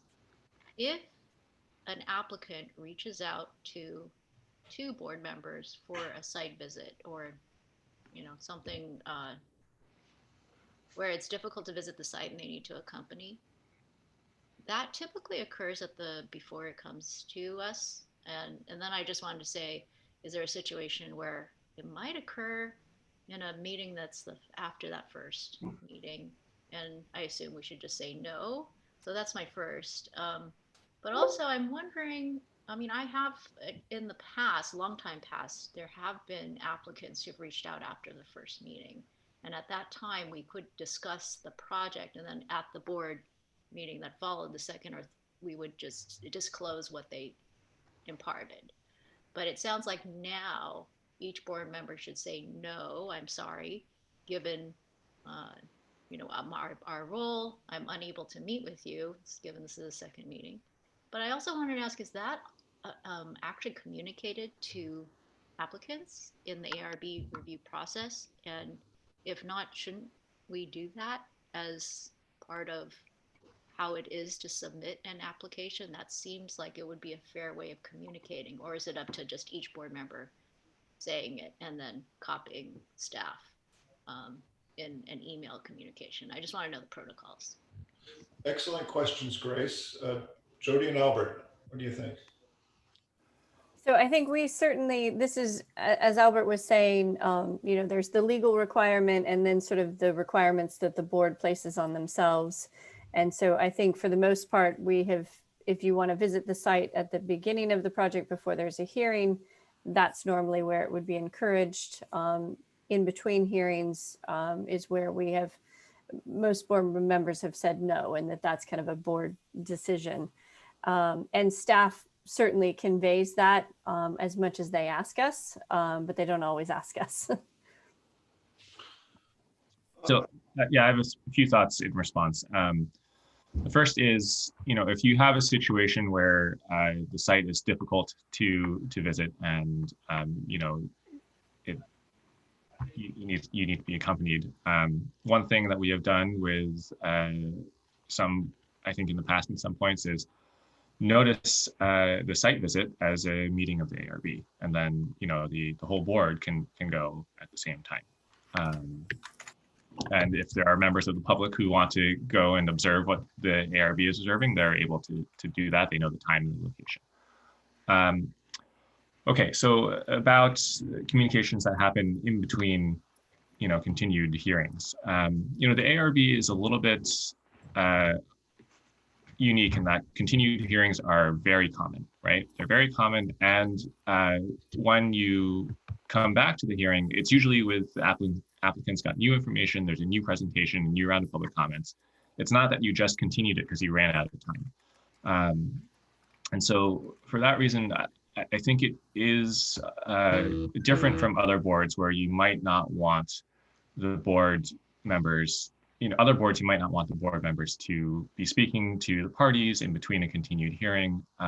In the case of the ARB, it probably is helpful. And as long as there's a disclosure, because you're allowing the public to speak again, you're allowing the applicants to speak again, the disclosure should be sufficient. So that's really a board choice, I think, that the board can make in terms of how they want to deal with that. I think from a legal perspective, it's definitely defensible to have those sorts of communications, as long as you disclose the content. Thank you, Albert, and thank you, Jody. But I just had a follow-up in terms of, do we as a board feel like staff or in the written ARB application materials, we should instruct applicants at the get-go that you'll be coming to the ARB, ex parte communications are not allowed after the first hearing? I just feel like that would be fair, that's part of, because it gets awkward, and we have a lot of applicants who have submitted projects 10, 15 years ago who are coming back, and they just don't know how our process has changed. So I feel like, and I'd love to hear if other board members feel like, we don't have to do it today if we don't have time, but it just seems fair to communicate what the ARB has decided as a group and what's legal per the city, and how to operate in this process of submitting. And the other question I had, and I'm sorry, Peter, just one more, is just if an HRB or a PTC member or a council member speaks to one of us regarding whatever, some comment about the application or project after the first meeting or before, we need to share that? Yeah. I'm just asking that question. It hasn't happened to me, but recently, but I want to know the answer. Yeah, I think, let's say you speak to an HRB member and they provide you with their thoughts, which maybe I think that needs to be disclosed if that information isn't already in the staff report, right? The staff report will usually try to summarize, the HRB's comments on this, but if you hear something that is not already reflected, then that should be disclosed. Yeah, I think that's about right. Disclosure is the real thing, Grace. And I think it would be good to give applicants a clear understanding of what the rules are. I do think, however, there are many situations where between continued hearings, we want some form of ex parte communications. I mean, for one, I always visit the site pretty much every time. It changes when you have a new application, and it really helps me to see the situation again. Not frequently, but occasionally applicants might want to speak between hearings. And I don't know that it needs to be an absolute rule that you can't speak to people, as much as the disclosure is really important. You have to tell people what you've heard. And I think as long as you're being open about that, that's fine, at least with me. So I don't know that we need to have a hard and fast rule about no communication beyond the first hearing. Sometimes a hearing goes on, it can be a year between hearings even, and big changes happen. Yeah. I know on the Stanford Shopping Center project, for example, I remember having a meeting with the applicants between hearings because they were so upset about my wanting them to have parking garages underneath the building, and they really wanted to make sure I understood what their situation was about that. And I think it was fair that they were allowed to talk to me. So I don't know that we want a hard and fast rule so much as an explanation to people that whatever you say to us has to be considered as being said to the entire board. And it's better if you say it to everybody in the same form, whatever you do. I think it's also for the first time, well, not for the first time, but just hearing the way that Albert has framed the idea of ex parte communication, that typically in other situations, maybe when this, when this law was sort of put into a thing, there wouldn't be new information in between hearings. And the ARB is a huge exception because so many things change. And I feel like that's framing it that way really helps me understand. I think, up until now, I think I've been really reluctant to meet with applicants in between hearings, but that new information is really key, and it is really important, I think, in approving a project. And so maybe if we're okay as a board that just the disclosures part is very transparent, then I think communication between hearings would make sense on a case-by-case basis. Yeah, and I do wonder that maybe some of our language on the staff side could be changed, because we do say that these meetings are being continued, when really that's not exactly the case. I mean, we're having a second and a third hearing, and we are allowing presentations and public input each time. So it really is sort of a new hearing. And so I don't know, maybe I can talk to Albert offline if we change that sort of verbiage. Could you also, Jody, is it possible just to put a paragraph in the staff report and just have it go on every formal review staff report, just stating the policy of ex parte communication with applicants? It could be a very brief thing, but just if it's there in the staff report, everybody sees it, like Grace is mentioning, it's just out there.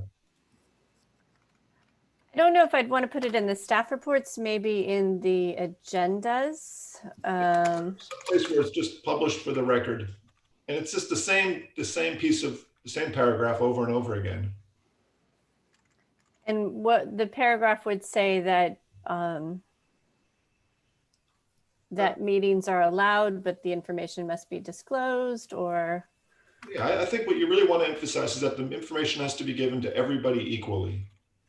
And so anything you say to one board member should be considered as being said to everybody. That's what I've heard is important anyway. I want to come back on something else though that I'm bothered by. Even if Albert says it's okay, I don't like the idea of individual ARB members sending an email of their thoughts to everybody on the board between hearings. I think we have ample time during our meeting to express our opinions and to try to persuade each other. I think allowing that outside of the meeting is just opening up a Pandora's box of potential back and forth or endless emails. And I'd rather see us do that through the public forum when everybody sees and hears what we have to say. That said, I think it's perfectly fine for any 2 board members on a board of 5 to discuss a project at any time. And as long as you don't cross that line of the Brown Act where it becomes a meeting, that's the nature of our political system. And I don't think we should dissuade that. I'm frustrated sometimes that other members on the boards won't respond to my question about a project out of fear of the Brown Act, when really it's only 2 of us. And as long as you keep it that way, that's okay. It's actually good, it's healthy. That's what politics is about. That's what trying to figure out how to get to an answer, how it works. So that's my 2 cents on this. I really strongly disagree that we should just be allowed to send a message to all 5 of us between hearings though. I would agree with you, Board Member Balte. David, are you able to hear me? Can you participate on this?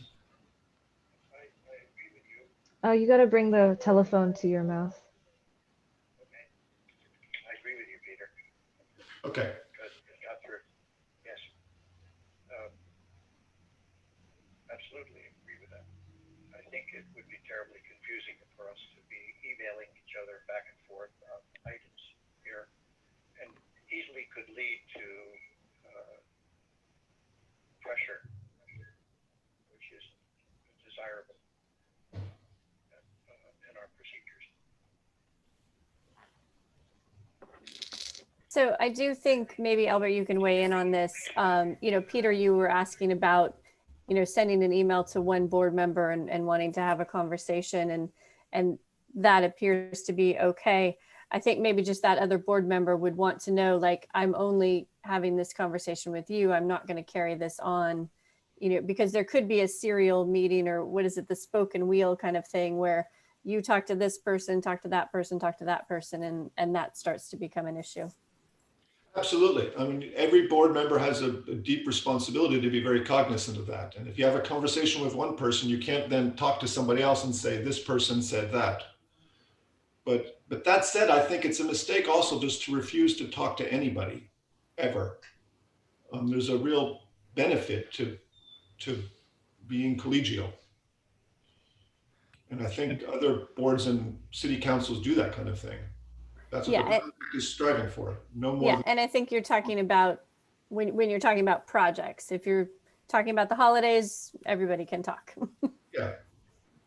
I guess I just want to clarify that, you know, the back and forth is only permissible when it's two people. You know, as soon as you're getting beyond two, you could have the one way is permissible, but you can't have a back and forth in that context.